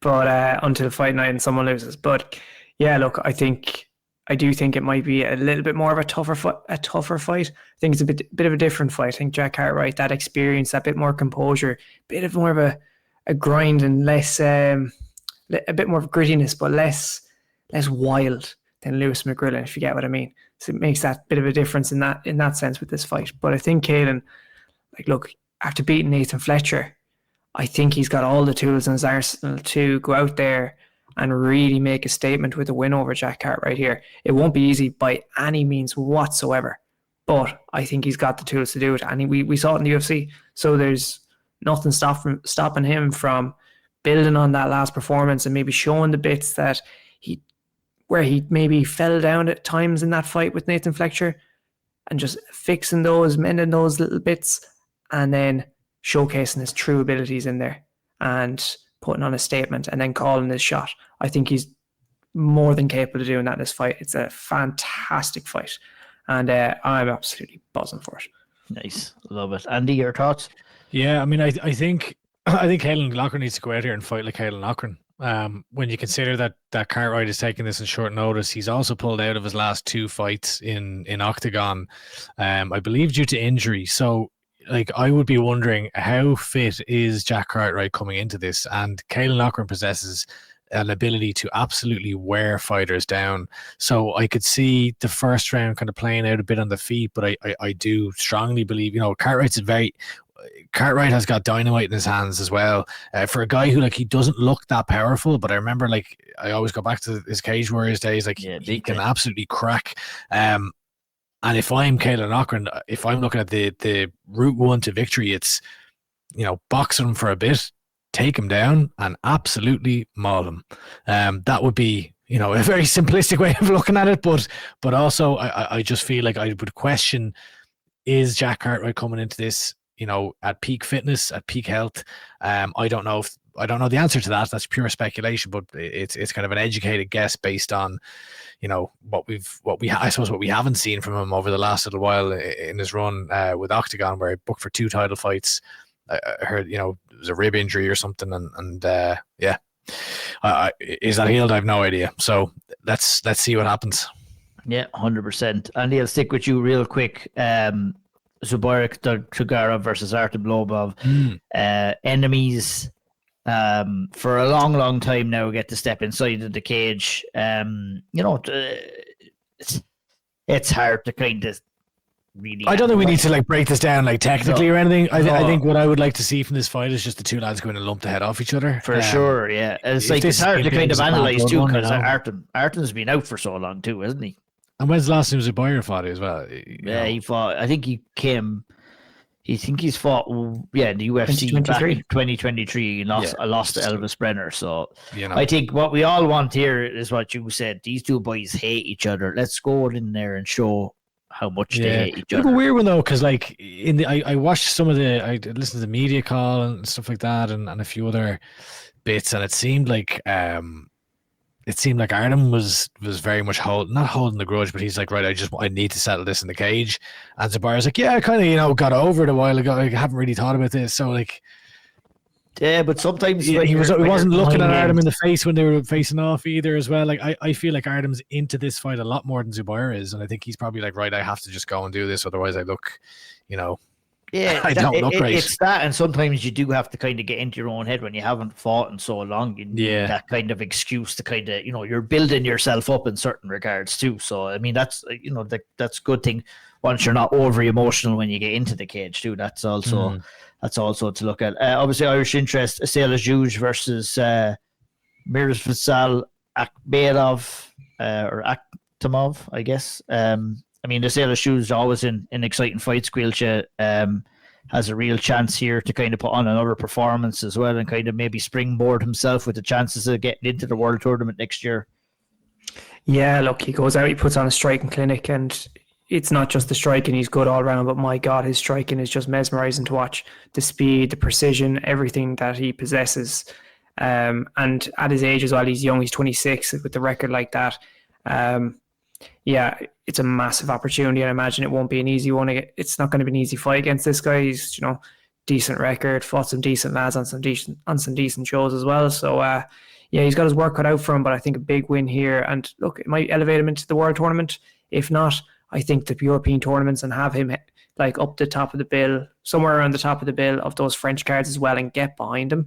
I think it'd be a perfect opportunity for him to get in those tournaments too. So, yeah, could be a breakout fight for him in terms of what happens next in his career in PFL.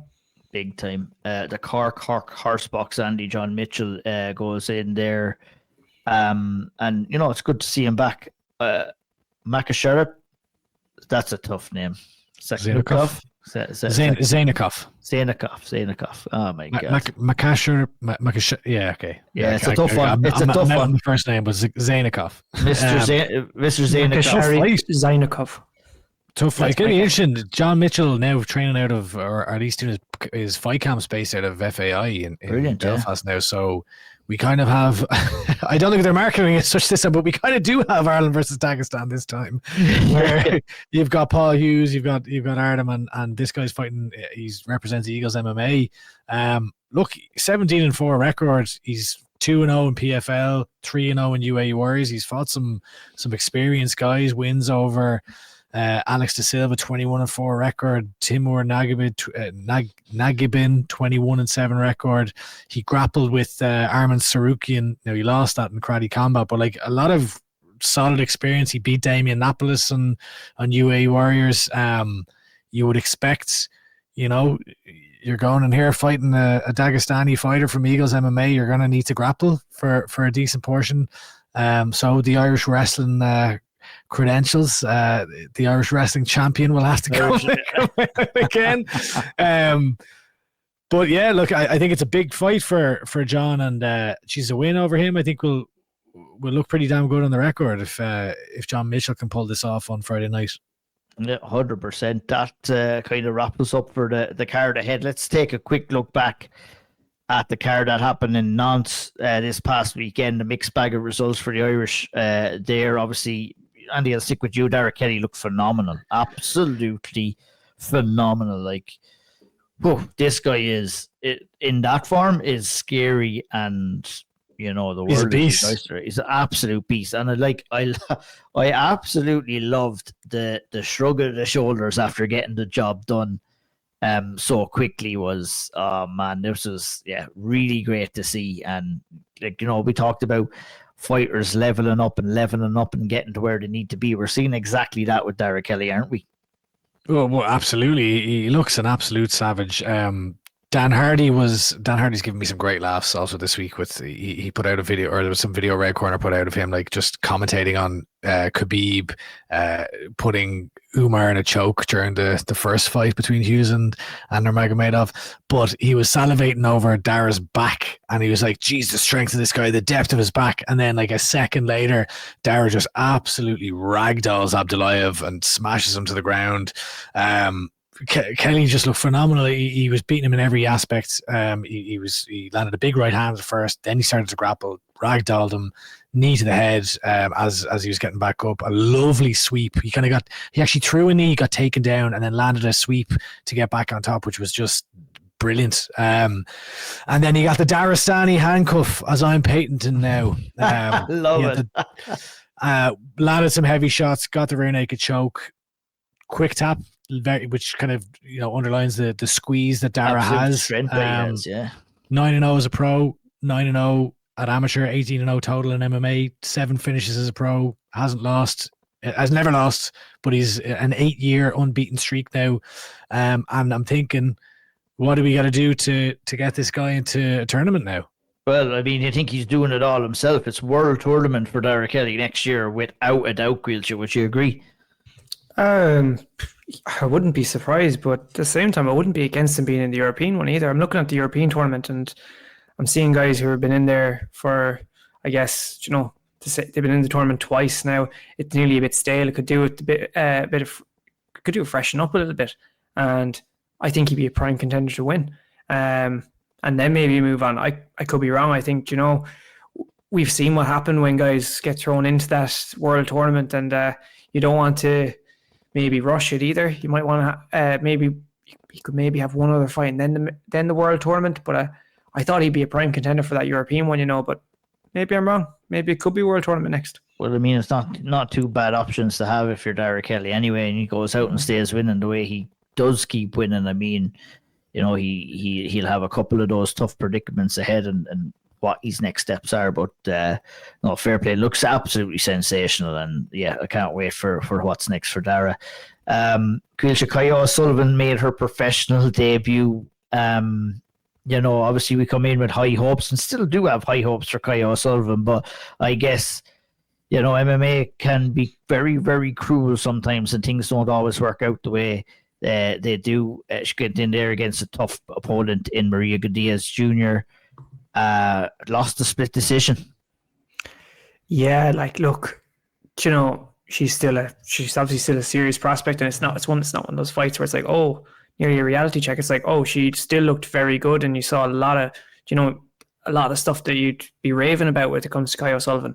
But Gudíaz Jr. was just, relentless. She's this high energy, really grinding, and really, I'd say, horrible to fight. She was constantly trying to initiate those takedowns, and she was very good. That's the one thing I just got it from. I was like, this girl, I don't think has fought MMA before. Went in there as this combat sambo background with 2 world championships. She was very, very good. Awful. It's a very tough debut. And Kiya Kai O'Sullivan looked very good. She looked very good in there. She defended so many takedowns. Not all of them, she was taken down, and then she was happy to play in guard for some of the time in that fight as well, looking for that armbar, and wasn't really having some success. But look, and I'd say she'll take so many lessons from that fight.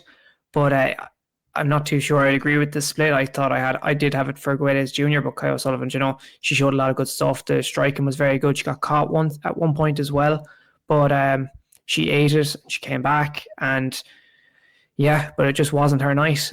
Maybe too happy to play on her back at times instead of getting back up to the feet. But that's just how it was. Guedes Jr. was the better of the two on the night, and really imposed that kind of combat heavy style when it got to the ground, and was doing damage, landing some nice hammer fists, and those are really the difference. And I imagine those were the difference in the scorecards when it came to the judges and what they were thinking. Yeah, in case, and I think it's just a case of Andy with Kiya, kind of experience gained and lesson learned, really, isn't it? Yeah, I think that's as tough a fight as you're going to get in your pro debut. There's a lot. There's many easier fights out there than that. I suppose she could have taken, and yeah, I think she'll learn a lot from that. Like, I would agree with Quilch. I had all 3 rounds for Guedes Jr. Kai got kind of dropped to a knee in the first. Now, she had some great success of her own. And as Quilch said, she was throwing up loads of submissions throughout the fight. But I just felt like Guedes Jr. just did a brilliant job of taking her down, and when you're throwing, even though Kiya was landing elbows and shots off her back and was looking for subs, once Guedes Jr. did a great job she was landing a lot of body shots, from guard, from half guard as well. She spent most of the time in Kiya's guard, and Kiya just seemed happy to stay there. And when you're landing the hammer fist from there, there's just a lot more momentum coming down, and they do win you rounds. So I think Kiya will learn from that. Like, I think probably it was to her detriment, kind of being content to stay on her back and not opening up the guard and not wrestling up and things like that. But that's the general after the battle type stuff. And I think it's albeit you're losing your pro debut, it's probably no harm. Like, I don't think she got outclassed. I don't think she valuable 15 too minutes much damage. Yeah, exactly. I think it's a learning loss. 100%. Win or learn, eh? Win or learn. That's indeed. Someone who did win this past weekend as well was Gheorghe Grozav at LFA 218 in Tenerife in Spain. Picked up a nice rear naked choke win, Andy, over Santiago Pavia. The success train keeps on rolling on here for Gheorghe. Obviously, it was after his last. He lost his last one. Obviously, bouncing back Kieran nicely Brady. In this one. Yeah, it's a Kieran Brady. Yeah. Look, I mean, this is an absolutely incredible, if you want to call it a comeback fight, coming back after a loss. I think this is the best, to be honest, Gheorghe Grozav has looked so far. He's clearly leveled up. When we were seeing him as an amateur, it was more so his grappling that was impressing. He turned pro. He started to, he was again taking guys down and landing elbows and stuff. But his striking here looked phenomenal. He seems like he sees the fight, like his fight IQ, his ability to kind of it was his use of feints, his use of the distance, his range management, and the speed and sharpness and the straightness, if that makes sense, of his strikes was noticeable here. I think he's leveled up, and he to be honest just destroyed Paiva. I know it was a first round submission. He got the choke in the end, but it was more so his striking that impressed me here. He forced Paiva to grapple him because he was getting absolutely destroyed in the feet. He then just bullied him, took his back, and choked him unconscious. And it was a kind of a terrifying performance from Gheorghe Grozav. Got on Caposta's radar as well. That's always a good sign. 100%. You're doing something right. 100% indeed. Really, really good performance there. 2 fights. We were supposed to talk about this, I guess, after the Cage Warriors preview, but we did get 2 fight announcements that happened just before Cage Warriors. Obviously, the first fight being Caoilte, obviously Solomon Simon versus Nick Bagley. We spoke it into existence when we were on the podcast speaking with Solomon. Obviously, he had some bad luck, but this fight has been made for Cage Warriors 196, I believe, in London. London, Yeah. November 14th, I believe, or around that date. 15th, Indigo at the O2. Unbelievable fight, lads. Unbelievable, wasn't it? Quilcha, I mean, this is what I'll let you guys be the. I think it's the best fight that Cage Warriors can put on right now. Oh, it's the one that makes the most sense by a country mile. Keeping these two, like, they were on that kind of path going up, and it was just waiting for them to collide. And now they're colliding at the perfect moment for the title. It's heartbreaking. We didn't get to see him in Dublin. It's such a shame he didn't get to fight there. It's a shame he didn't get to fight for a title in Dublin. And now he's got to go into enemy territory and fight in Nick Bagley's kind of his home in London. Like, so that's going to be, it's a bit of a different shift, but he's got the opportunity to fight for a title and make history. And what a fight. Like, just incredible. I love what they did. It seemed to be the thing that made the most sense after his fight on Cage Warriors Dublin fell out. Why it'd be nearly one of those situations of why risk such a worthy title contender on a random person you fly in where you never know what can happen in a cage. So it made sense. I do take a little bit of issue with how it was announced. I thought they would do a big hullabaloo about it in the cage and all that at the event. I got to the venue and I just opened my phone. I was like, oh, this just got announced, as opposed to I just feel like a bigger deal could have been made about it on the night. I feel like it could have been interviewed in the cage about it. I don't know. Yeah, good. It was announced before the card started, right? Like before it was started. Literally right before, lads. I think really? I got and I didn't even see it on Extra Away. It was actually somebody sent me the message and with the poster, and I was like, holy shit, this is nice. You think you have something fucking smart to say now, Stevenson? Maybe. I thought. Well, they heard Andy Stevenson was coming. This is the fucking reality of the situation, lads. They heard Andy Stevenson was coming. He was coming to ask the tough questions to say, why have you not made this fight? And they said, geez, we better get this out there before he gets here. Get it out. No interview from Graham Boylan. Why was that? You tell me. Wondering. Did I not just lay it out? Did I not just lay it out? He didn't have to. He didn't want to talk to Stevenson. I mean, all the news was there. Now, I would have loved to ask him what the story with Paddy McCarry is, or if he's coming back to Cage Wars, because that's another. It's big, always nice to hear from Graham after those events and hear what he's thinking. He was floating around. I saw him. Yeah. I saw him after the fact when they were tearing it down. All right. Okay, let's talk about the other title fight that was announced literally at the same time, which went under the radar, which was a great fight that was between Omar Tugarev of Team KF and Samuel Silva. 1 week after Solomon Simon, makes his crack at the title. Omar Tugarev will defend his lightweight title November 21st. Unification. Because the interim and Sam Silva went off to Contender Series and is back now. Yeah, fuck that. That's great. They should have just they should have just gave it to Tugarev. I thought it was actually it's a bit weird. Isn't it? No, actually, hang on a second. Now that I say that, was it not the vacant title that Tugarev won? Yeah, it's 1 o'clock in the morning, folks. Just so you're aware. Yeah, boys, I'm after keeping the boys up savagely here. You're getting the dregs of. It was the interim title. Okay. So this is for the unified, or is this for the vacant title? Unification bout. Yeah, unification bout, November 21st, the BEC Arena in Manchester. Omar Tugarev, Samuel Silva for the title. Really excited for that one as well. Andy's after making that 1 o'clock comment now, so I am eager to kind of wrap this up. I retract the comments. He's not got it.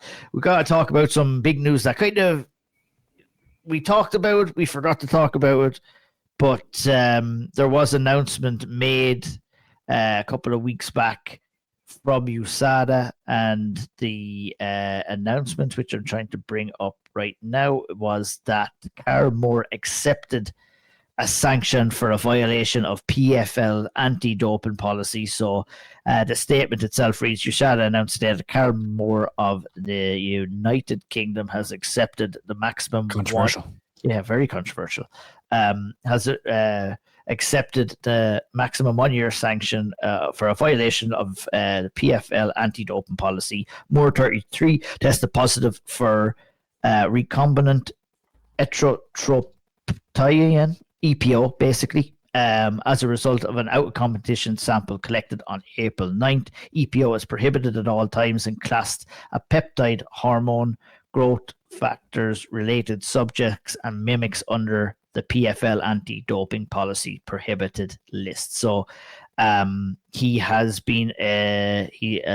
received a 1-year period of ineligibility because of his reckless conduct injecting an unlabeled drug that did not belong to him. Words of the statement, and that led to a positive test. So Moore's 1-year period of ineligibility began on April 9th, 2025. That's the date that his sample was collected. Becomes the second fighter from SBG to test positive for banned substances, and obviously disappointing for Karl, who just was on the riding the crest of a wave. He was in some big fights, but this Andy kind of stumbles him a little bit out for a year. Yeah, you could definitely say that. Yeah, I mean, like he's failed a drugs test. Yeah. I suppose it's interesting. I'm again 1 o'clock brain here, and a lovely, nice, serious topic to discuss. Yeah, I know. Fucking hell. But look, we talked a lot about this with Will Fleury. There was a lot of scrutiny. Of course, Will was the first Irish fighter to publicly fail a drugs test. Karl is now the second. I know it says from the UK, obviously, depending on what way you look at things. I would consider him an Irish fighter.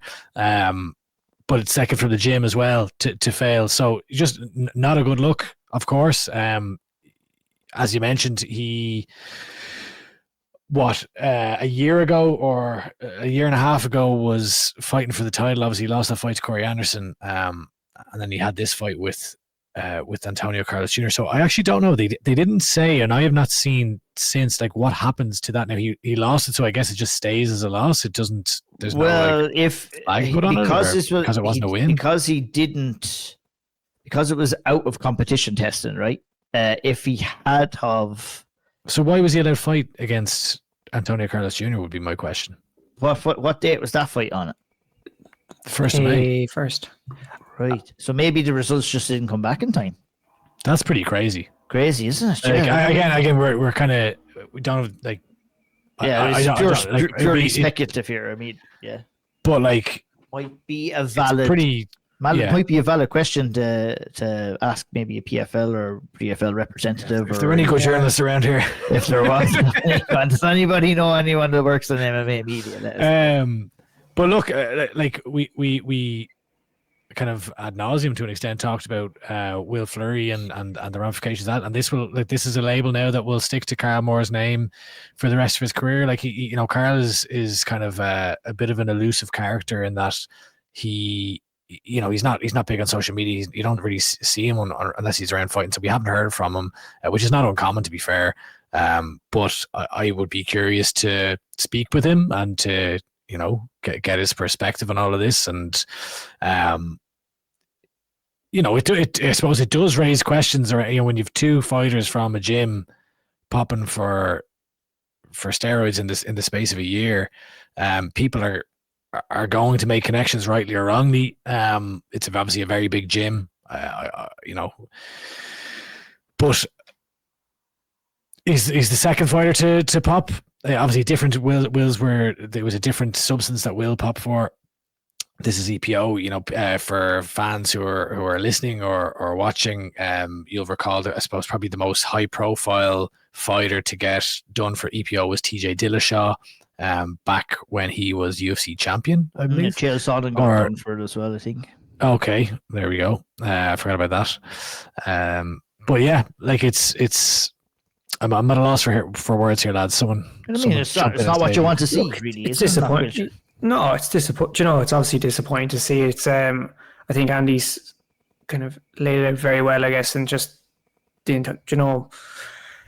just in general. But I think from an Irish MMA perspective and how Irish MMA is viewed from a media perspective, from people who aren't involved in the scene as well, it's nearly like another stick for the sport to get beaten with here in Ireland. And that's it's a shame. It's kind of, it adds maybe another little saying onto the sport where you know, it's another kind of it's another controversy that's happened with Irish MMA or MMA in Ireland, whatever. You know, it's and it's unfortunate, and it's going to be one of those now that he's going to have that on next to his name for the rest of his career, and I imagine he'll own it. He accepted the ban. He'll probably own it. Agree or don't agree with it.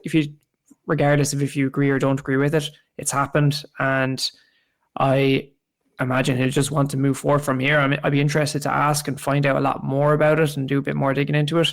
But I'd be interested to see what happens with PFL. I imagine he's gone from there now, like similar to Will. So you're not looking. They've set a precedent, haven't they? Like they cut Will and others. Although then, but it's weird though, because like there's different. It seems there's some rules for some people and other rules for others. Like you've other fighters who seems to be a kind of a common trend in mixed martial arts in general. Yeah, true. To be honest, true. Well, like you see fighters who popped at the same time as well that are back competing with the organization. So you don't know what happens. It does beg as a question of like, you know, I don't think you can go out and blankly say, oh, sure, everyone's in steroids, because that's not true. And also, I don't think it's necessarily a valid excuse to be like, oh, well, sure, you know, everyone's doing it. So, but it does beg the question, like, or kind of peel back a bit. Like, there are probably a lot more people than we realize that are taking, you know, substances. So, like, you know, once you start to see more people getting flagged for this, it's like, okay, well, then who else? Now you can't go speculating or anything like that, of course. No. Unless you're I think there's probably a level of that in all sports as well. You know, when you look at it too. I think when it comes down to doping in sports, it's all down to the regulatory body, whoever's overseeing it, how often the tests happen. You know what I mean, and how good you are at evading those tests. Really, if we're being honest. So, I think that's a broader kind of thing right across sports. Obviously, you know, we see it a little bit in mixed martial arts and stuff like that too. But I think, you know, why, in terms of playing it, if you're a soccer player or if you're riding a bike or something like that, I think the big kind of thing with taking steroids in mixed martial arts is you're, you know, actively going in there and doing other bodily harm to your opponent whilst doing something you shouldn't be doing, which can draw, rightly so, a level of criticism too. But look at you, unfortunate to see overall anyway. And the other, just the last thing that I'd maybe just note is it is interesting that it says under section 10.2 of the current version of the PFL ADP, so that's the anti-drugs policy or anti-doping policy, the default period of ineligibility for the use of a prohibited substance is 6 months, but can be increased up to a year in certain circumstances. So Moore he didn't receive 6 months, he received a year. It says because his reckless conduct injecting an unlabeled drug that did not belong to him led to his positive test. So interesting. Yeah, well, we'll see if there is any word on that or if Karl is interested in having a chat about that himself. But I guess, you know, on that positive note, we wrap up a monster episode of the Auld Triangle podcast. Obviously, great to look back at the Cage Warriors cards and look ahead to the big card this weekend. Obviously, a massive fight between Paul Hughes and Usman Nurmagomedov. Really excited to hop back on here with the boys to talk about that fight. Hope you enjoyed the fights. Hope you enjoyed the podcast. It was a long one. Listen to it in 2 parts. We probably should have said listen to it in 2 parts, but we genuinely do not know how long we're going to talk about a certain topic. So that's the fun of it as well. All is left for us to do before I send these boys to bed. Sorry for keeping you up so late, lads. I do really, really appreciate it. For episode 92, we just have Caoilte to see us out. Gheorghe Grozav, agus long go fóill.